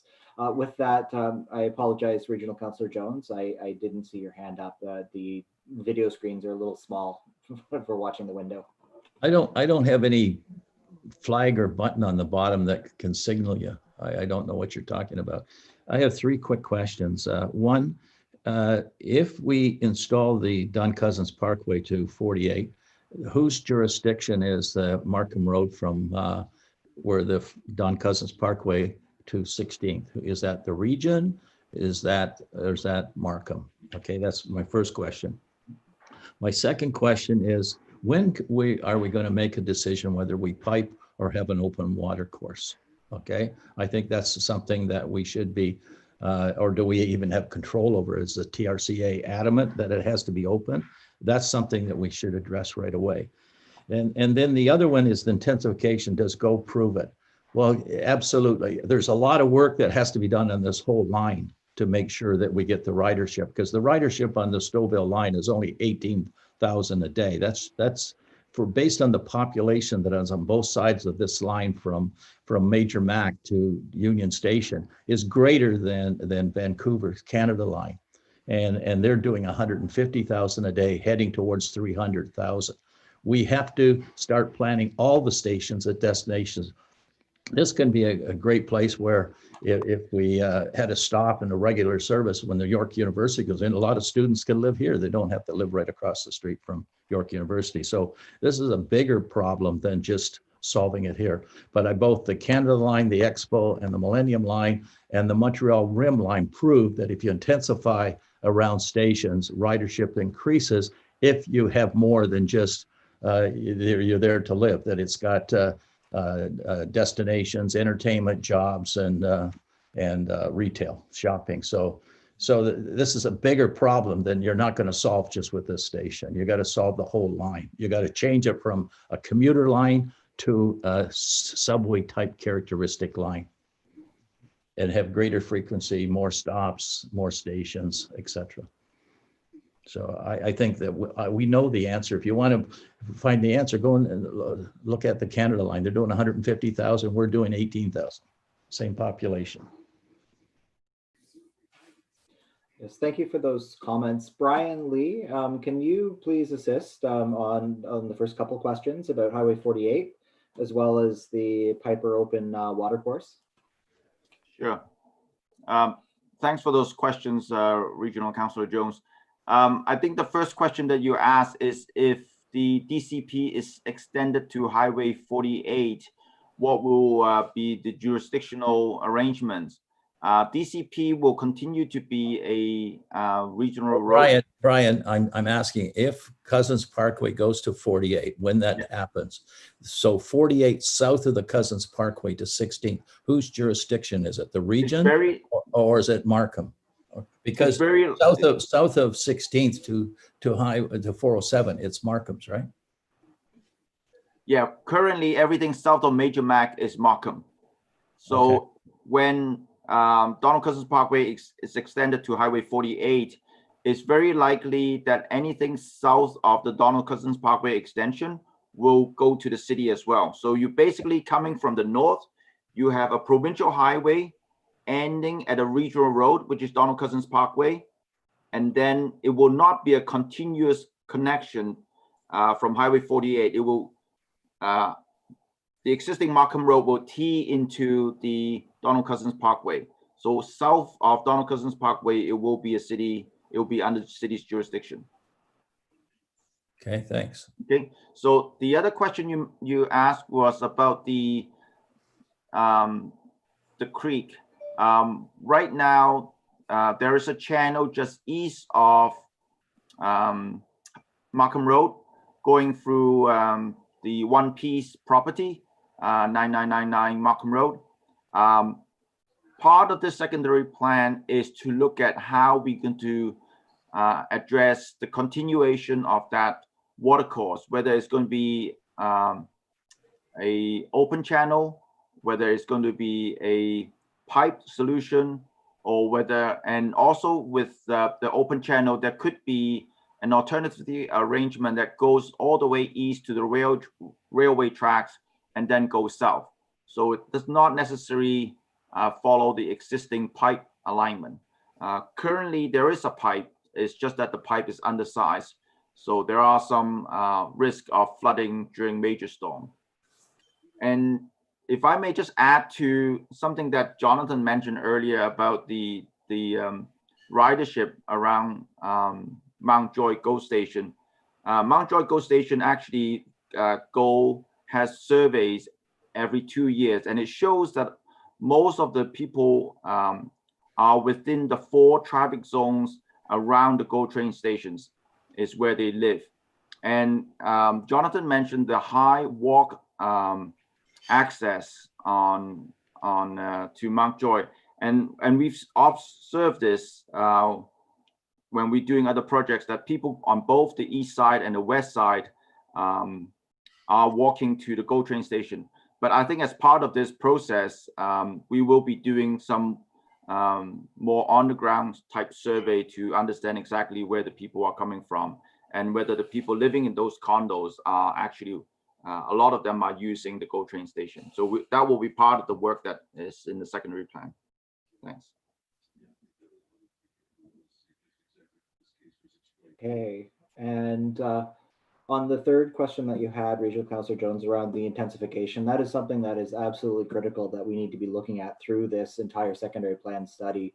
As you're aware, the region and through the work with Markham staff have been looking at the MTSA for the Mount Joy GO Station already projecting 200 people and jobs per hectare for that, moving out to an 800-meter radius.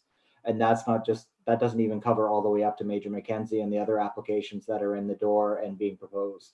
So this is something that we're going to need to look at and think about critically throughout the entire process. Thank you for that comment. I see that we have one last question at this point, and that's with Councillor Ray.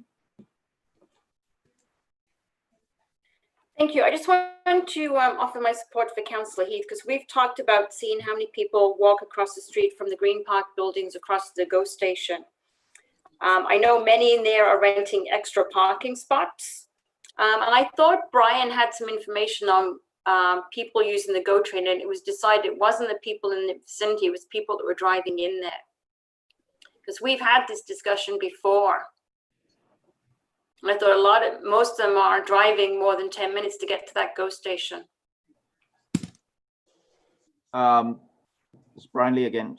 Councillor Ray, thank you for your question. Yes, we did have some discussion about the people that are walking to and the people driving to Mount Joy. Based on the GO survey, Mount Joy actually do have a high proportion of people driving that are living within a short distance. And this happened a few years ago when Metrolinx expanded the parking lot. Well, it's probably quite a few years ago now. And we noticed that the ridership from the GO shuttle dropped significantly and people chose to drive. So, and going back to something that I didn't mention earlier is trying to encourage people to take transit is not based on just not providing parking or increasing the transit service is a whole range of things that we need to do within our TDM toolbox, TDM being travel demand management. So it's incentives such as giving people Metrolinx pass, reducing the availability of parking in the condos, allowing people to walk across the street easily, and providing awareness, letting people know that the services on the transit, both GO and local transit. So there's a whole number of things that we do both at the city level, at the regional level, to encourage people to take transit. Other agencies such as Smart Commute or organizations that bring awareness to transportation modes other than just driving on your own. But the go train, and I mean there's pros and there's negatives on this. The only way GO train is good for anybody is if they work downtown, if they work in Oshawa, if they work in Markham, if they work in Pickering or Brampton or Stouffville or anywhere else, they're not taking that GO train. So you can shove as many high rises as you want there. If they don't work downtown, that GO train is going to be empty. And Markham's not walkable. Like I'm down the street from the Markham Main Street GO station. I can walk there, but I can't walk to a grocery store, can't walk to the dry cleaners, I can't walk anywhere. And it's not convenient. I could live downtown with no car. I can't live in Markham with no car. And if I may just add to this, this is a little bit outside my area of expertise, but this is where the land use planning comes into, where you have mixed use, compact design with amenities that are within walking distance. And research has shown us that anything between 5 to 10 kilometers, if you have appropriate facilities, people will bike in certain circumstances. But we also need to have destinations that are close to the origin before people can do. And this is one of the reasons why we're doing the secondary plan, so that it's not one type of land use. It's not either all residential or commercial or industrial, but it's a mix where people can actually find the amenities within short distance. And maybe something that Shonda can elaborate on as well. You said it so well, Brian. I agree 100% with what you're saying. And Councillor, you're bringing up exactly to what Brian's saying, exactly why it's so critical that we have to look at the comprehensive planning here. It's not just, just a gift that we have the GO station and it exists today. It does need to be, we do need to completely look at how we can better tap into that as an asset. It is an asset, but it will only do us so much. Based on the type of condition that we've facilitated around it to date. So absolutely, we need to change that around. And yes, amenity rich places for sure. There's definitely that connection. Placemaking isn't just a concept that's a theory out there and a nice to have. It is actually intimately linked with economies and how we actually really bolster how we're going to be able to utilize these lands and best utilize these lands.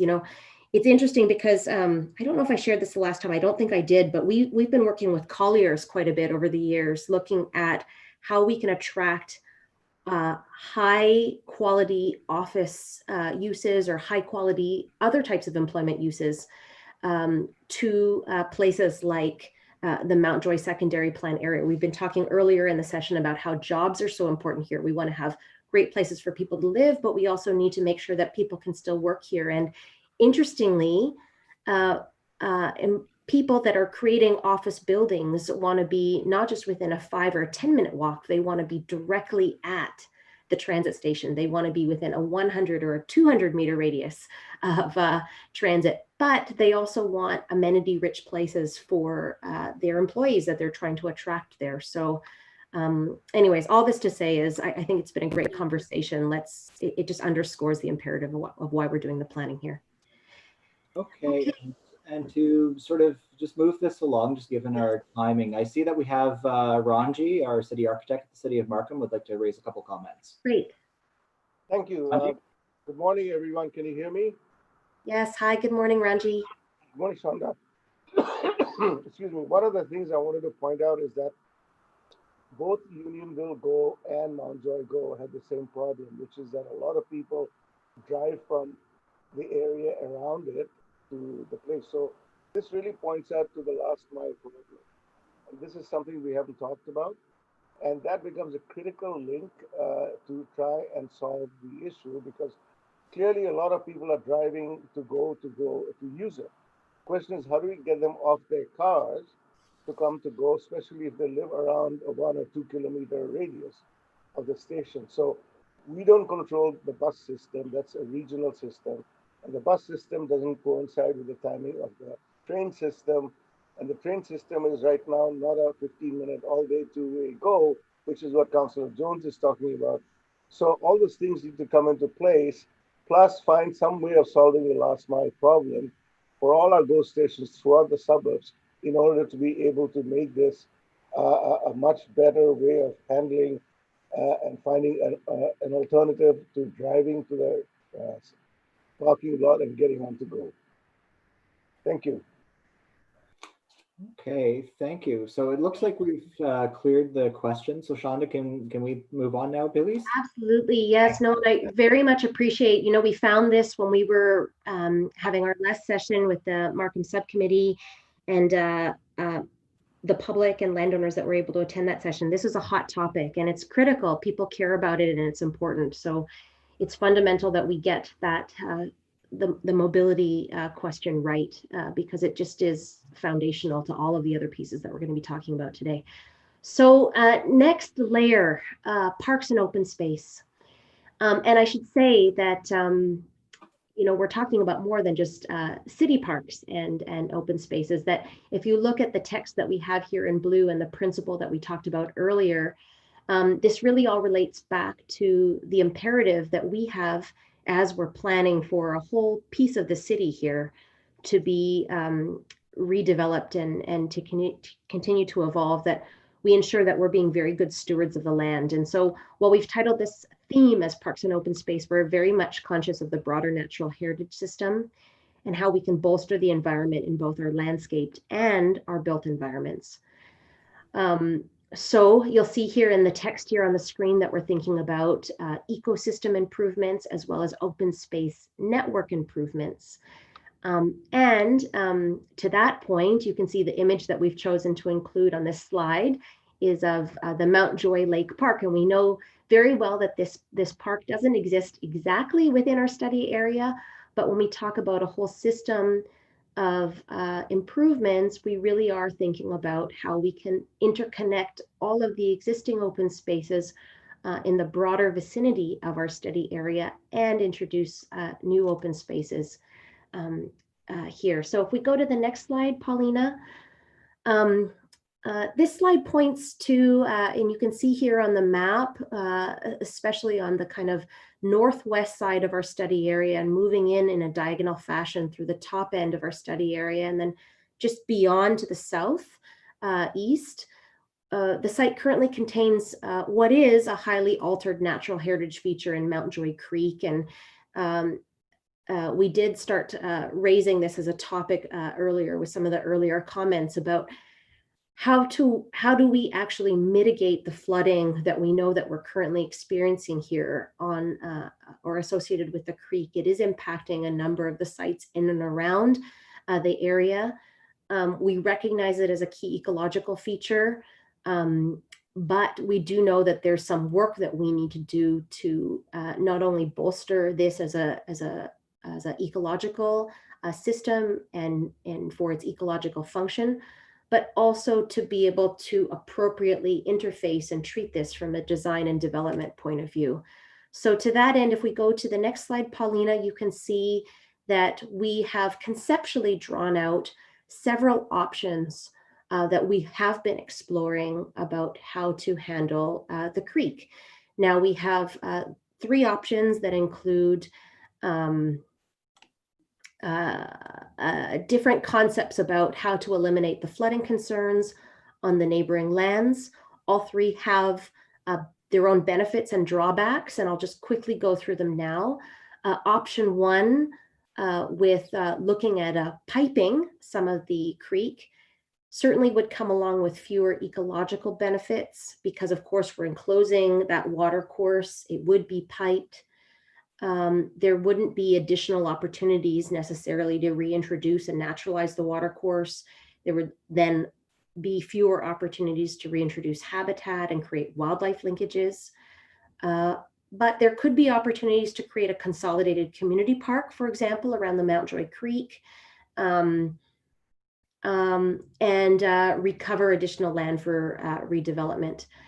Option 2, like option 1, this option provides fewer ecological benefits and removes the opportunity for integrating with a larger community park.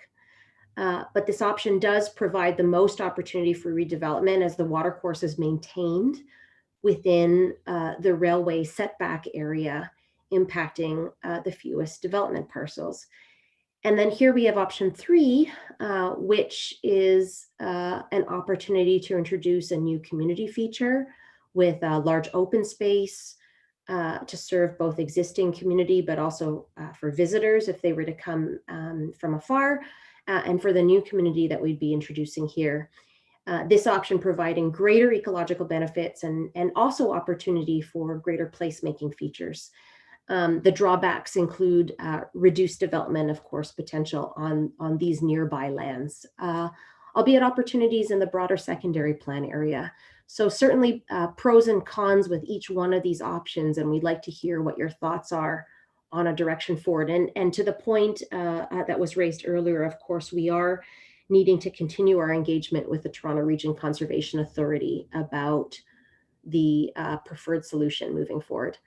If we go to the next slide, slide 24, what we do know is that as a secondary plan, as we introduce new residents and new jobs into the secondary plan area, as we develop the secondary plan area, we would like to see approximately 10% of the land dedicated to parks of all different scales and types. I should note that the map that you see here with the dots around it are purely indicative. It's just a diagram. We're not pointing necessarily to the precise locations of where these types of parks would be. It's just giving a sampling of the distribution of types of parks that we would need to get to that 10% dedication of open spaces across the secondary plan area. But we'd like to hear your thoughts about how we could really realize tree-lined streets that give way to parks and are interconnected with leafy districts and neighborhoods, ones that we introduce into the secondary plan and then ones beyond, then to further introduce a variety of programming and distinct placemaking opportunities.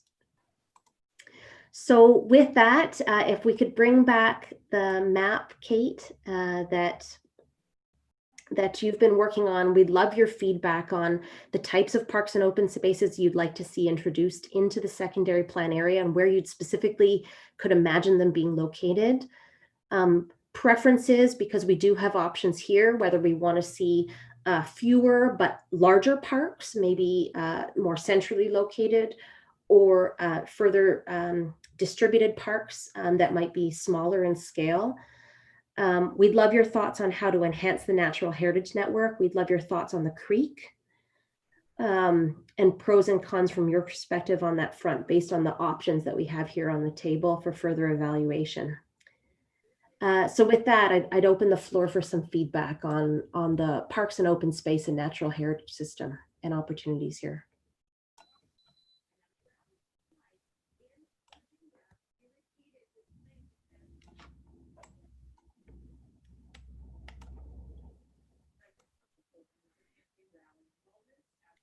And if we need to go back to some of the previous slides, because I can appreciate I went through them quite quickly, we're happy to do that as well. So any questions maybe on what I've presented or thoughts?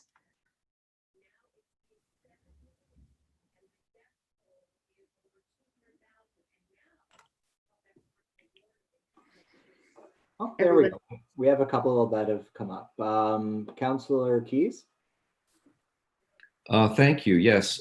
So I guess the open channel question is, I guess as it was discussed earlier, is kind of an important one in terms of how far we can go with planning, not knowing that particular land use. So I guess my question is to, I'm not sure who's appropriate to answer it, but of the three options presented, is there a preference from our flood management people in terms of which is more effective? Because I think that's probably a priority in terms of the option. So that's a question that I'm not sure who can answer that. I know that the piping is too small, so obviously we need larger pipes. But can somebody say if there's an advantage or a disadvantage to one of the three, just relative to flood management? Yes, could I invite Counterpoint, our team here, Gord or Patrick? Would one of you like to speak to that? Sure, it's Gord Patterson. I'll speak to that. The issue of floodplain is one of hydraulics. There's a certain number of cubic meters per second of flow that has to be handled by the watercourse during a regional event. That's what it's about. It can be done through a pipe or an open channel. I don't think there's from the strictly the hydraulics point of view, I don't know if there's really a preference to those. I can tell you that the trade-off really is a pipe is, construction-wise, is very expensive, but probably has less land use constraints, and the channel uses up more land, but it's probably less expensive from a construction point of view.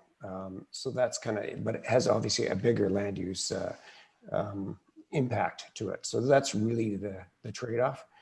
Environmentally, it's clear that the open channel is much preferable to an enclosed culvert. Okay, and just out of curiosity, is there, if we go further north, has there ever been consideration given to sort of reservoir or sort of controlling the flow further north before it gets down here, or is that just out of the question? Yeah, it's really practical to, a regional event is and it's based on as most people know, it's based on the Hurricane Hazel that occurred in 1954. It really is, what's occurring is about 24 hours of extremely high flow. And it's just really impractical to without a very large reservoir, to store and attenuate those kind of flows. Okay, that's helpful. Thank you. So back to, I guess, the question of green space as well. I'll just reiterate that the 30-meter set right of way certainly is an opportunity for fairly significant green space amenities, recognizing obviously that it's not ideal. We'd have to work in terms of the rail itself and making it attractive. And as I said before, I guess one of the things we have, the 10% number seems reasonable to me in terms of overall. The more we are able to connect the existing green space to the east and somewhat to the west and to the north with the national park, I guess the less pressure it puts on actually using land within the secondary plan area. So that's something to consider as well. It's not an if or. If we utilize existing green spaces, if we connect them better, we could argue that the new residents and the new community will take advantage, but the way it exists right now, it's just inaccessible. So we certainly have to make those connections improved. So as I say, the pedestrian bridge is great in terms of where it's located. And I'll go back to the channel, or to the 3 channel ideas. I think from my perspective, the third one seemed to be the most reasonable. But I'm not an expert as far as flood control goes. And I think there are other implications in terms of costs, and we would have to acquire some land, I suppose. Could anybody able to speak to that in terms of the 3 differences in terms of specific costs? We would have to, I guess, buy the land, wouldn't we? Can we also flip back, Paulina, if you could pull on the slide the 3 options so we could take a closer look as we're discussing this, that would be helpful too. Thank you. Great. Right. Counterpoint, I don't know, Patrick or Gord, is that something that you might be able to speak to a little bit about what the implications would be from that point of view, or? So this is the implications as far as, whether the city has to buy the land or what how the implementation goes.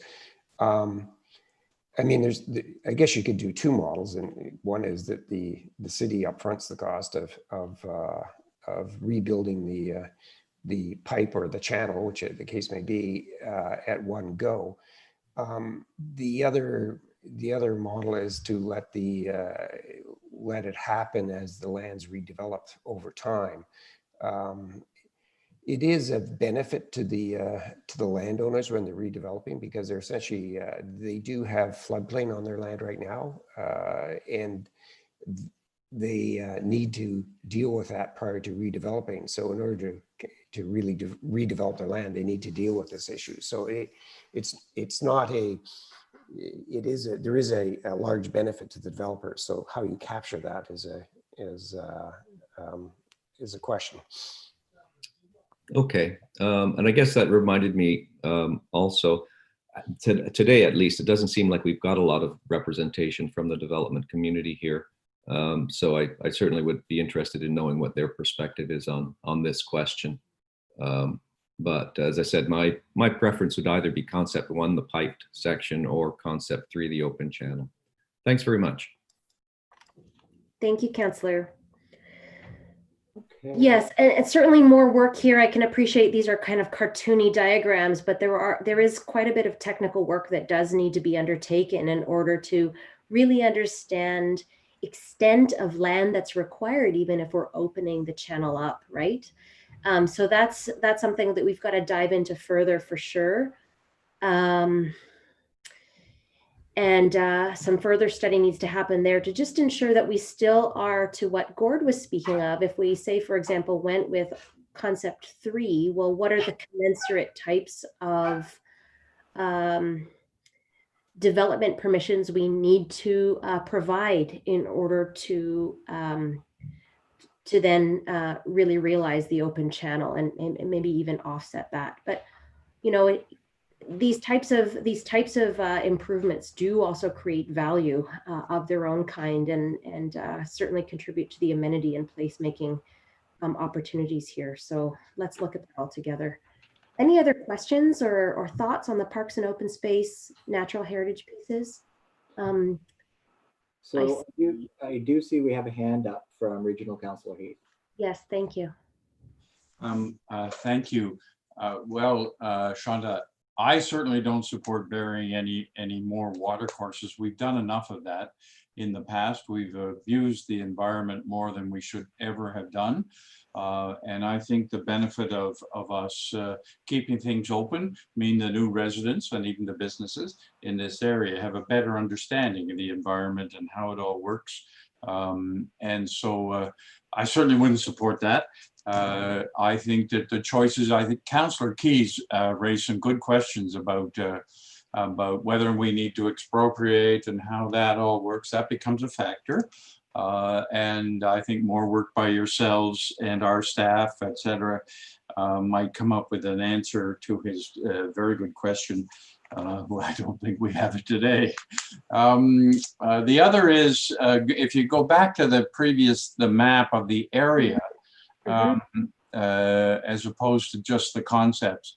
Well, that's good enough. I am, and we're presenting our best to see whether or not the Rouge National Urban Park can be expanded in this area and take in the green belt. And that means the area right around a light gray or light brown is all the green belt. And so the park may very well come very close to this proposed area across the street, in effect. And we don't know the answers yet, whether that's coming, but that does not affect what the developers have to do and giving us land, parks and things like that, and solving some of these problems that have been raised. But it could bring something very important and very large into the community equation. So I'm hoping we're successful and it will affect this, but your work, Shonda, cannot be done with an answer to that yet. So I just wanted to mention it. Thank you. Yes, thank you. Yes, even if you were to squint at this map here, we see all of the existing green around us, certainly a big anchor, if you will, on the south end of existing open space beyond the secondary planned area. And you make a very good point, Regional Councillor, that we have the Rouge National Urban Park and a whole system beyond to the north, but we seem to have this big gap here. And somehow I agree. I think what I'm hearing here is that the creek also has an opportunity to, the creek and or this system along the rail corridor, there's some opportunity to bridge this gap north-south for sure, because we have a bit of a void space right here, almost where you see that blue outline. I see a question and a hand from Adam. Adam Liu.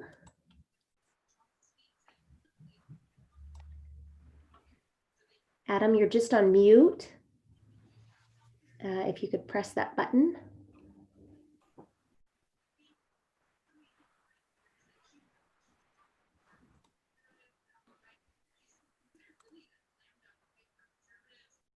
Daryl, do we need to do anything special to give Adam to unmute him at all? No, staff have provided access. That I am curious as that's a thumbs up versus a question. Oh, it's a thumbs up. It may have actually been supportive of some of the earlier conversation. Okay, So well, I would be happy to hear if Adam would like to weigh in on this. okay. Okay, well, in the meantime, I see that Regional Councillor Jones has some comments as well. Great. Am I on? Yes, we hear you. The one along the tracks, I think we have to twin the tracks there. So, and that 30 meters is from side to side. It's not either side of the tracks. It includes the tracks, right? It's on either side of the property line. So we wouldn't want to see certain types of uses within that buffer zone, but you could include things like a multi-use path. You could include things like parking if you needed to. So it's on either side. And Jonathan, you were doing some confirmation since we had the last Markham subcommittee meeting about the twinning of the tracks. Could you briefly speak to that as well and what the planned location of that is, please? Yeah. Hey, Sean. So the Berry Corridor study that I think Metrolinx undertook identified a twinning of the track north of 16th Avenue up to, I think it was just past Castlemore or up to Castlemore, so on the east side of the railway. So in that study, they showed a drawing that had that track on the east side, and it also showed an extension of that 30-meter setback due to the twinning of the track. So But that's assuming your last station is Mount Joy. That's correct, yes. If your last station, well, there is Stouffville stations too, right? But I think you would twin the tracks past Major Mackenzie. Yes, yeah, that would be something that Metrolinx would have to re-look at if a Major Mac station was approved. And I think on the burying the water course or open, I think we should be making a decision on that as fast as we can. I support going through here, burying it, because I've seen what we've done in Markham Center, and I've seen what we're doing in Langstaff, and it when you're intensifying, okay, somehow you've got to treat it differently than if it's more rural, and now we're intensifying. So, but I think we should be forced with a decision as soon as possible. Thank you for that. Is there any other, just looking at our list, it looks like we're caught up on questions at this point, Shonda. So thanks, Daryl. We have quite a bit of work to do now that we're presenting this piece on the creek, and we're not saying we're stopping here with these options. It is quite a complicated issue to address. And so this is a priority for our team, together with Counterpoint and together with the land use vision, to think about how we want to propose a way forward here. And we'll report back on the pros and cons of those decisions even more once we have a bit more technical information in place as well. So thanks for that. Daryl, we have here an opportunity. We had planned for a bit of a break. Did you want to move forward with that before we move on to the next? Yes, I think that's a good idea for us to take a bit of a short break. I know from being with DSC and many other meetings that everybody likes to have a bit of a short break to sort of get up and move around a little bit, or refresh your coffee for this nice fine Saturday morning. So why don't we take the 10-minute break, and that puts us back at 11:30. So, and then in the meantime, Shonda, you and I can chat about the rest of the presentation. Great, thank you. So 11:30, we'll start back. Thank you. Quick question, is Metrolinx on this call? Yes, we do have Metrolinx staff on this call today. Can you give the guy from Metrolinx my phone number so I can talk to him? Sure, will do.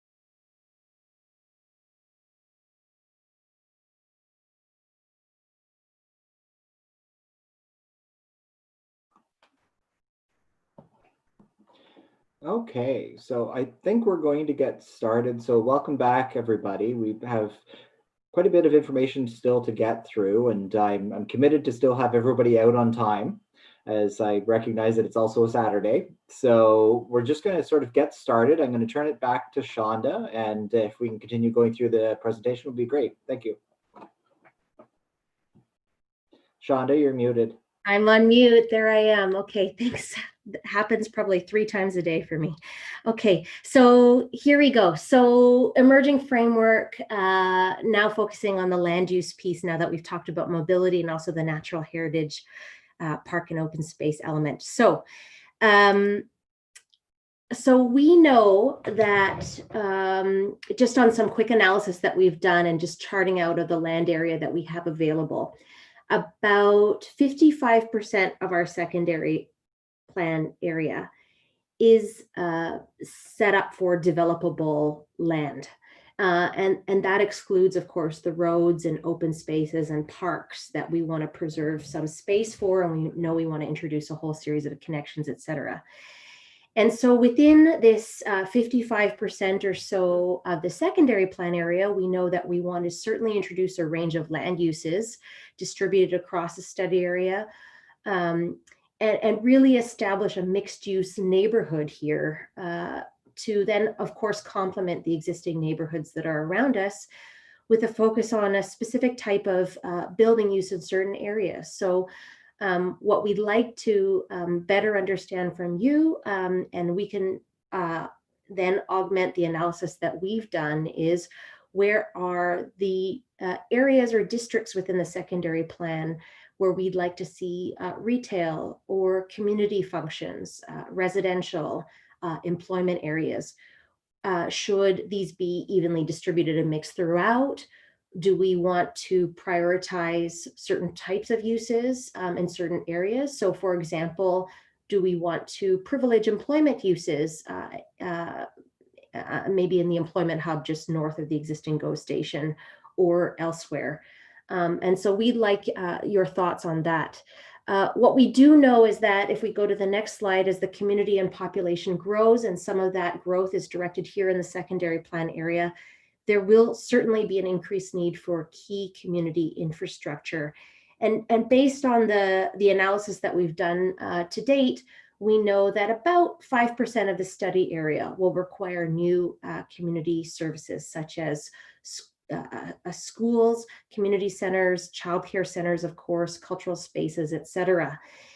Daryl, I know that you've shared with us that you've had recent conversations with the school boards, and it's yet too early to tell how many schools we might need within the secondary plan area. We're still in the process of determining how many new people, how many new jobs that we can anticipate here in the longer term, and then what that means for phasing in or introducing schools in the area. But we also know that there's an opportunity to think a little bit differently, just like we are about the transit lands, right?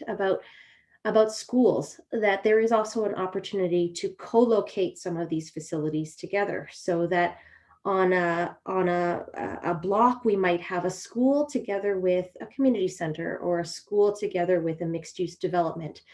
And so these are things that we're starting to tease out and understand opportunities for within the secondary plan area. If we go to the next slide, please. We also know that we have, and we've started to speak about this quite a bit already, but we do have the existing Mount Joy GO station and the potential for a second transit hub within the vicinity of the Major Mackenzie Drive East area. And that might be north of Major Mackenzie Drive East. It might also be south. There is an opportunity to further examine where that is sited specifically. But in any of those cases, we know that there are examples all over the world, certainly in other jurisdictions, but also right here in the Greater Toronto area and right here in the Markham area itself, where we're actively planning for these transit hubs to redevelop. The image that you're seeing on the bottom left, we introduced to the Markham subcommittee several weeks back, and we wanted to bring this forward to the public because this is a fairly new example of one of the first first projects that is taken up on the province's market-driven TOD strategy, that being in the Mimico community, which is just a couple stops west of Union Station in Toronto, an area that the city certainly sees as a regeneration area. The market has come full force to identify, yeah, we see a really strong opportunity to introduce a mix of uses here. And our firm, ourselves at SVN Architects and Planners, we've been working actively in this corridor for the past couple of years now, and seeing some really exciting moves come up where there actually was a focus first on the ground plane and all of the rich public realm amenities we can introduce to realize the city's vision for a greenway. In the case, you can see the rail corridor on the bottom left of that image, and then in that green band with the planting around it, the opportunity to use that 30-meter setback that we were discussing here that exists on our corridor to introduce a 4-meter wide multi-use path that connects a series of existing but also new and planned open spaces across the Mimico community. And then you see the buildings there. It's a little bit hard to see in this view, but if you could imagine, the buildings that are closest to that greenway are not turning their backs to the transit station or the greenway. In fact, they are fronting that development. And the greenway actually introduces a really nice rich amenity where you're really seeing transit right at the center of these developments. We don't have our backs turned to them like we might traditionally see. And we certainly have an opportunity to look at that here on our sites within the two existing and also possible second transit station. If we go to the next slide, please.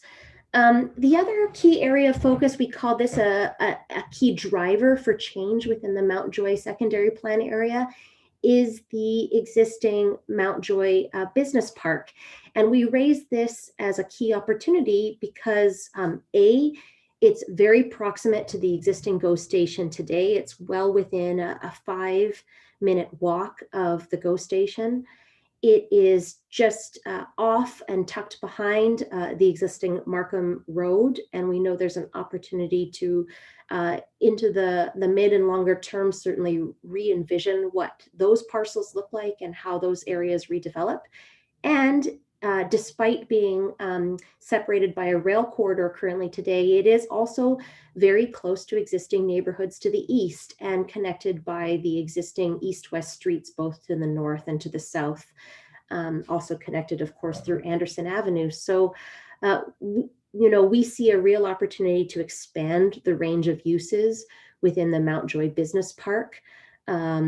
You see some really good examples on the bottom left of some precedent images that show how we might introduce a network of green infrastructure, a range of uses. And just to point out, we've talked about the Canada Line in Vancouver, the middle images from Marine Gateway, that was really didn't look too different than the parcels that we have in our own secondary plan today, where there were extensive surface parking areas and a few remnant commercial sites that have since transformed into a really dynamic, rich kind of public realm type of development right at the doorstep of transit there.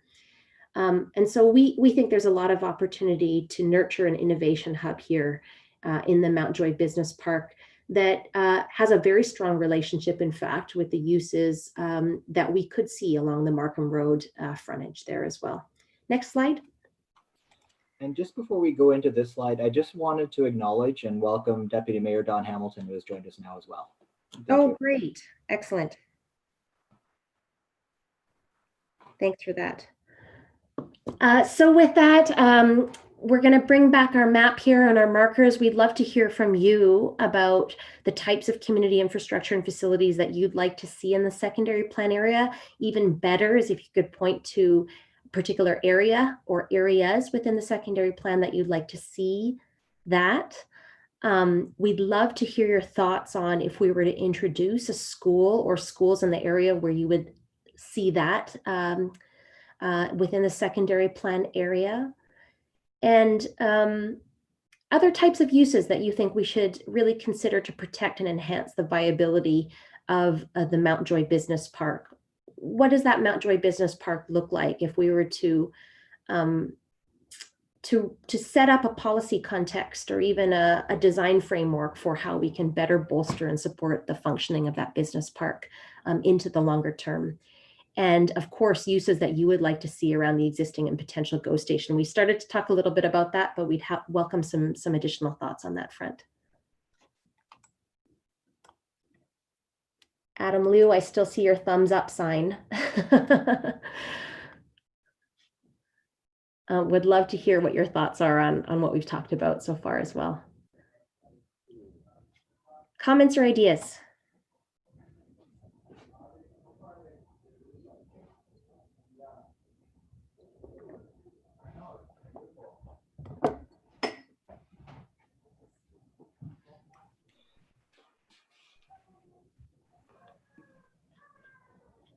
Okay, well, maybe we continue moving on, and if something comes up where somebody thinks about it, we can come back to this area and talk about it a little bit further as we sort of move through this. I don't see any hands up or questions at this point, but otherwise, let's just sort of keep moving, just given our time.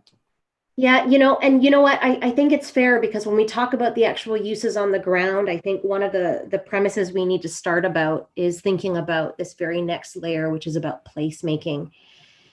And if we go back to our slide, I think we just need to toggle between screens here. Thanks so much. And if we go to slide 32 there, Paulina. Great. So yes, we're talking about land uses, but we're also talking about the real opportunity for placemaking. And placemaking is a term that we hear so often, as I think, especially in the design and planning community and in the work that we're all involved in. But it's a term that's utilized so often, and I think we just need to kind of take a step back about what it even is. But I think that it's important that we note, especially when we're in the midst of a virtual meeting. We're here in a virtual meeting because of a very real pandemic that we're all facing, not just here in Markham, but really globally. And I think that one thing that's done for all of us is mark a number of issues here. One is the very real desire to be able to have access and connection to our communities. That scale is important, that if we can't travel too far from our own neighborhoods, that it's so important that even within our close vicinity, within our existing neighborhoods, it's important to feel a connection to our communities. And so often that's really reliant on placemaking efforts that we need to pay close attention to. So a real urgency and a real opportunity for local and also regional leaders, together with feedback from the public and engagement here in forums like this, to embrace and advance place-led development. And really, in the end, that produces better economic outcomes for more people in more places, and certainly for our planning into the future here. If we go to the next slide, we've started to think about the broader study area as a series of districts. And here in this kind of loose bubble, you can see that we're really just breaking off the area into several broad areas, which we're coining north, central, and south areas. We've noticed that each of these are defined by both their existing assets. We think there's certainly opportunity in terms of future potential uses and assets. But currently, through our analysis, we see in the north area that it's largely defined by residential development, the potential for a new GO station, and certainly the Mountjoy Creek that we've spoken about earlier. In the central area, largely defined today by existing retail and commercial uses. They tend to be clustered in this area around Markham Road. We also do see some higher density development, mixed use development, and also some large parcels here. We have large format retail surrounded by ample surface parking. And of course, very prominent here is the GO station and the lands around that. And then in the south area, we'd say that today it's defined largely by the Markham Museum and to the west, and Mountjoy Lake Park to the east. it really is a transitional zone from Markham Village to the south. But if we go to the next slide, you know, we think that there are a number of opportunities for some key placemaking elements. We'd love to hear from you that in terms of the streetscapes or gateways or nodes, or even art and cultural opportunities, you know, what are the place-based attributes that you think that we can build on? And maybe just before we turn it back to the group to hear your feedback on these place-based attributes, maybe I just remind us of something that I heard about in a workshop actually with Artscape not too long ago. You know, Artscape, for those of you that may be familiar with them as an organization, have really been instrumental in kickstarting and redeveloping really interesting districts that are premised on placemaking. And they kind of coined the term of creative placemaking back in the early 2000s to talk about the unique way in which arts, culture, and creative pursuits could be leveraged to really add to the transformative value of our neighborhoods. So we know this notion behind creative placemaking is not simply about undertaking placemaking in a creative way, but really about leveraging art and culture as a catalyst for urban and community development. So with that, I'd just like to hear your thoughts. I'm curious to hear what you think about assets that we can build on here in the area, some ideas that you have. And so I'd like to turn it back to the map and some thoughts from the group.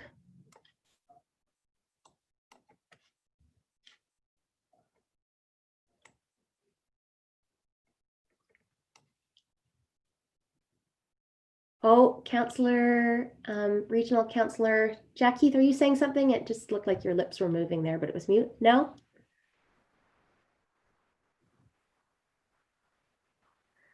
I would like to know if I could ask a specific question, because this is something that we're live trying to solve behind the scenes here, and we'd like your feedback on, is if we were to locate a school in this area, where you think a great location for that would be.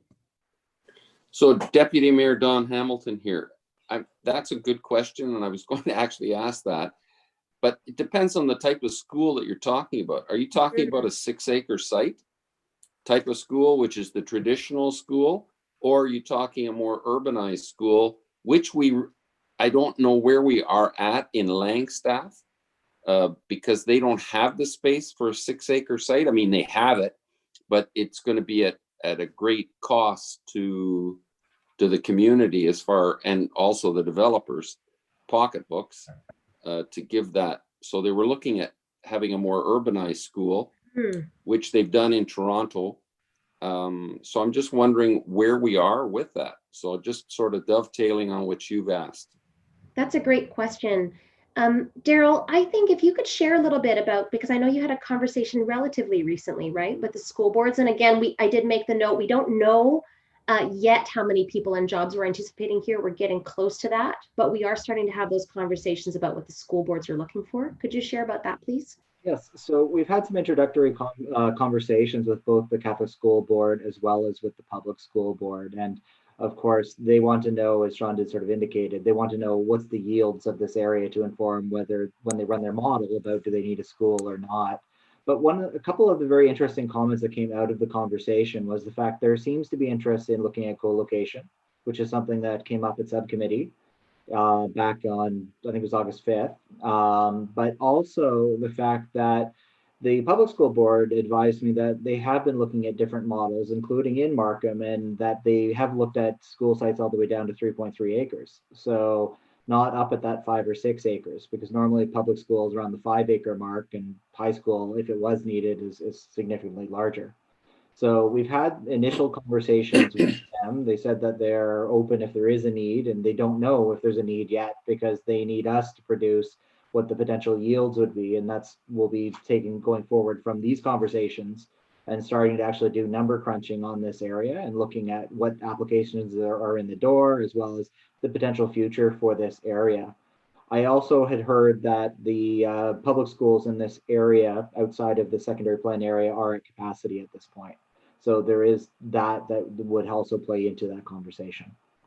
Yeah, I can't see with the number of people that we're talking about, and probably increasing those, the number of people, and therefore the number of kids. I can't see that we wouldn't need a school, at least one. When you said co-locating, did you mean co-locating the Catholic and the public schools together, or did you mean co-locating within a building? It was more co-locating within parcels, and the fact of trying to identify a community block where we could have a range of other uses. Let's say whether we needed a library in the area or other community facilities that would also have a linkage within that property or community block to the public school, potentially the Catholic school if it was necessary. But from the public school board, that's something that they have been having conversations about. So, and I was very happy to hear that when we were talking with them, because in this area, we have a constrained area, and just from a space size perspective, and also if we're looking at trying to attract jobs at those core linkage points, a transit-oriented development potentially around the Mount Joy, it's those types of things that we really want to turn our minds to, especially if we're going to need a school or plan for a school on a community block. How do we get that access? Just try and drive that transit conversation. Has the province chirped in at all about relaxing the rules from currently the 5 or 6 acre site down to a 3.5 acre site? Apparently regulations have changed. They've told me at a high level that regulations changed. I think it was a year ago. It was quite recent that the regulations changed, and there is some further consideration around looking at urban design for schools and kind of urban footprint. To the extent of that, I don't know. This is something that we've just started preliminary conversations with the school board, but it seemed that they're open to appetite for that, and it would then be up to the board itself on making those determinations once we can get them the detailed forecast and yields for this location. Okay, thank you.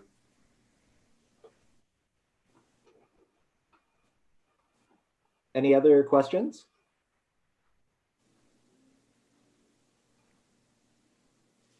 Okay, Shonda? Yeah, it's also, just an additional thought as we know that the introduction of a school, I know we need to understand the population here, but that will also, the question of phasing is an important one as well. One is about location, one is about phasing, and they're actually really interconnected, right? So something that we've started to do in the background here, and we'll report back with the group shortly, is about where do we imagine the soft sites to be in the short, medium to longer term. What we do know and can anticipate is that we're likely wanting to take advantage of transit-oriented development or integrated development in and around the existing and also the potential GO station. We can expect, because we know we're hearing this from the market, and now with the opportunity in the program to do so, that we could probably anticipate change in the short to medium term directly in those GO station areas. Is that enough? And we're live doing this testing. Is the population and jobs that we're introducing there enough to then bring in a school at that time, or is it more likely latter in the development of the area? And so, what we'll do is, what I'm trying to say is, come back when we develop a demo concept to try to understand the implications about optional areas for where we site the school. Is it in the vicinity of the Mount Joy GO area? Is it possibly in and around the business park to the north? Do we co-locate it maybe with some community amenity near the creek area, envisioning some restoration of that area, and that is a whole other community district. So anyways, lots of interesting things that we're starting to think about, but we'll be able to report back once we start drawing this out and understanding, well, what does this mean for adjacencies and phasing of when we can anticipate growth here. Any other thoughts? I should say, just to give everyone a sense of timing here, I know we're at 11:55. This is our last theme here on placemaking. We've since talked quite a lot, I know, about mobility, parks, open space, placemaking, and lots of information here, I recognize, but maybe Kate, if I could ask you to bring back one of the other maps, because I know we don't, or what I wanted to say is we've had some really good conversation along the way, and it seemed like that mobility piece was the hot topic today as it was the last session. Lots of great ideas that came out of there. Awesome. And even though those were about mobility, I know that we were already starting to talk about, well, what does this mean for other elements that we've talked about in terms of parks and open space connectivities or green linkages, where we could envision hubs of use and higher order uses commensurate with the transit pieces, et cetera. So with this map in front of us, are any kind of final thoughts or ideas, maybe something that you haven't had a chance to share yet that we can capture today?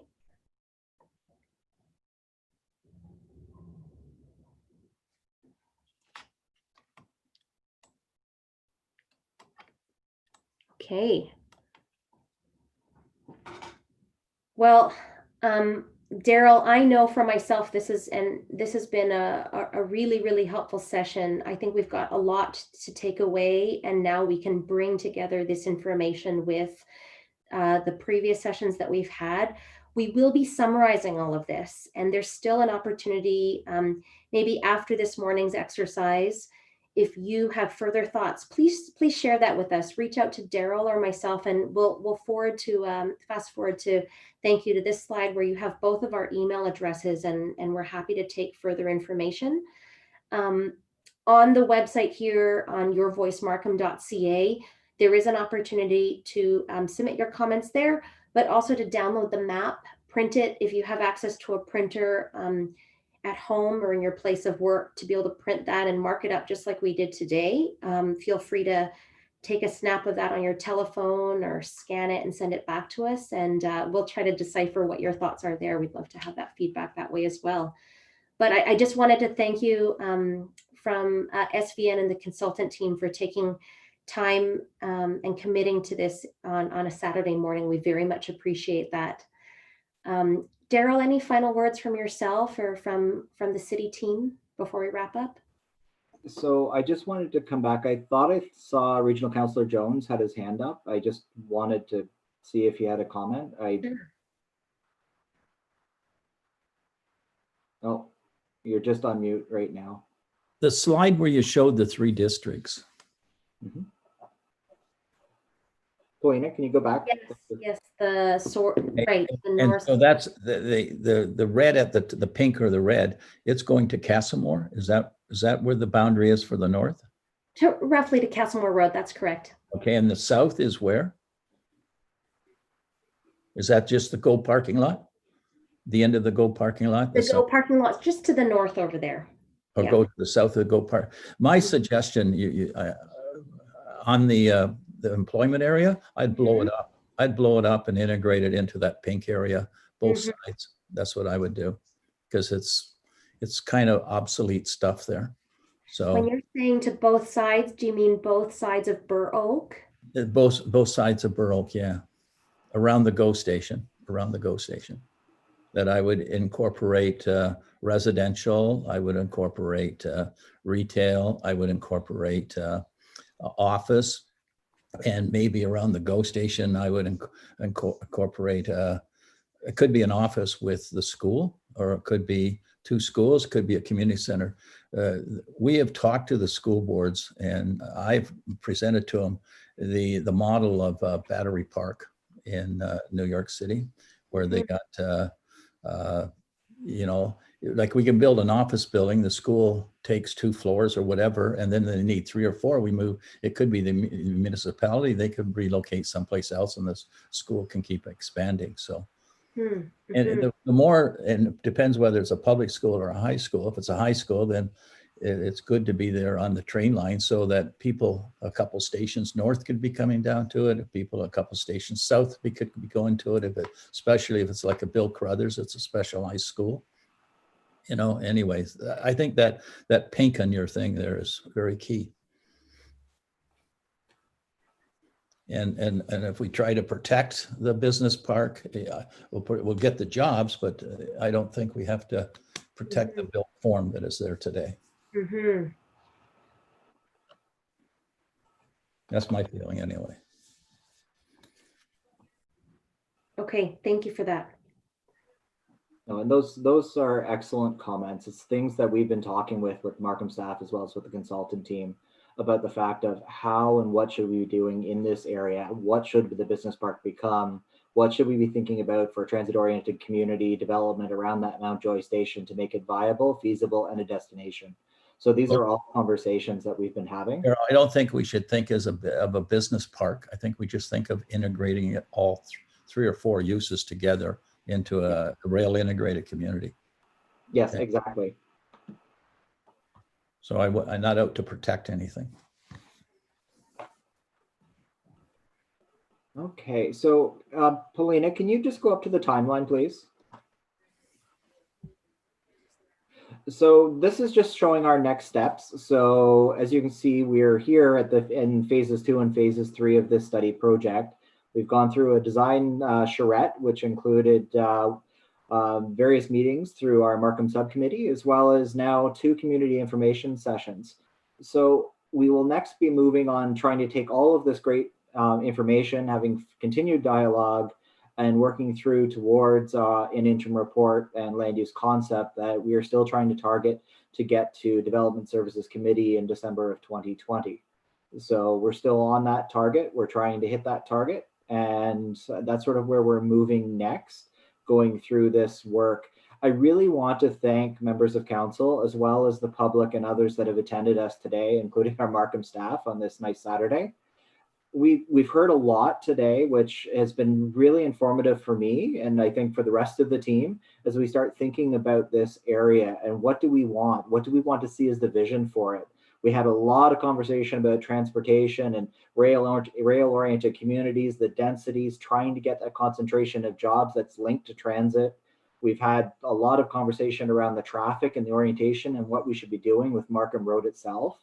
We talked a lot around the environment, the parks, the open space, really trying to figure out what we should be doing with that creek, about whether it's open channel, piped, some hybrid in between it, as well as where the location of it should be, and whether it should be running the north-south approximate where it is, or moving within that 30-meter along the side of the rail. We talked a lot about the schools. I thought that was a very good conversation and very timely, as we just started our reach out with the school boards and trying to sort of get their thoughts and thinking about this area and the vision of what we've been looking at.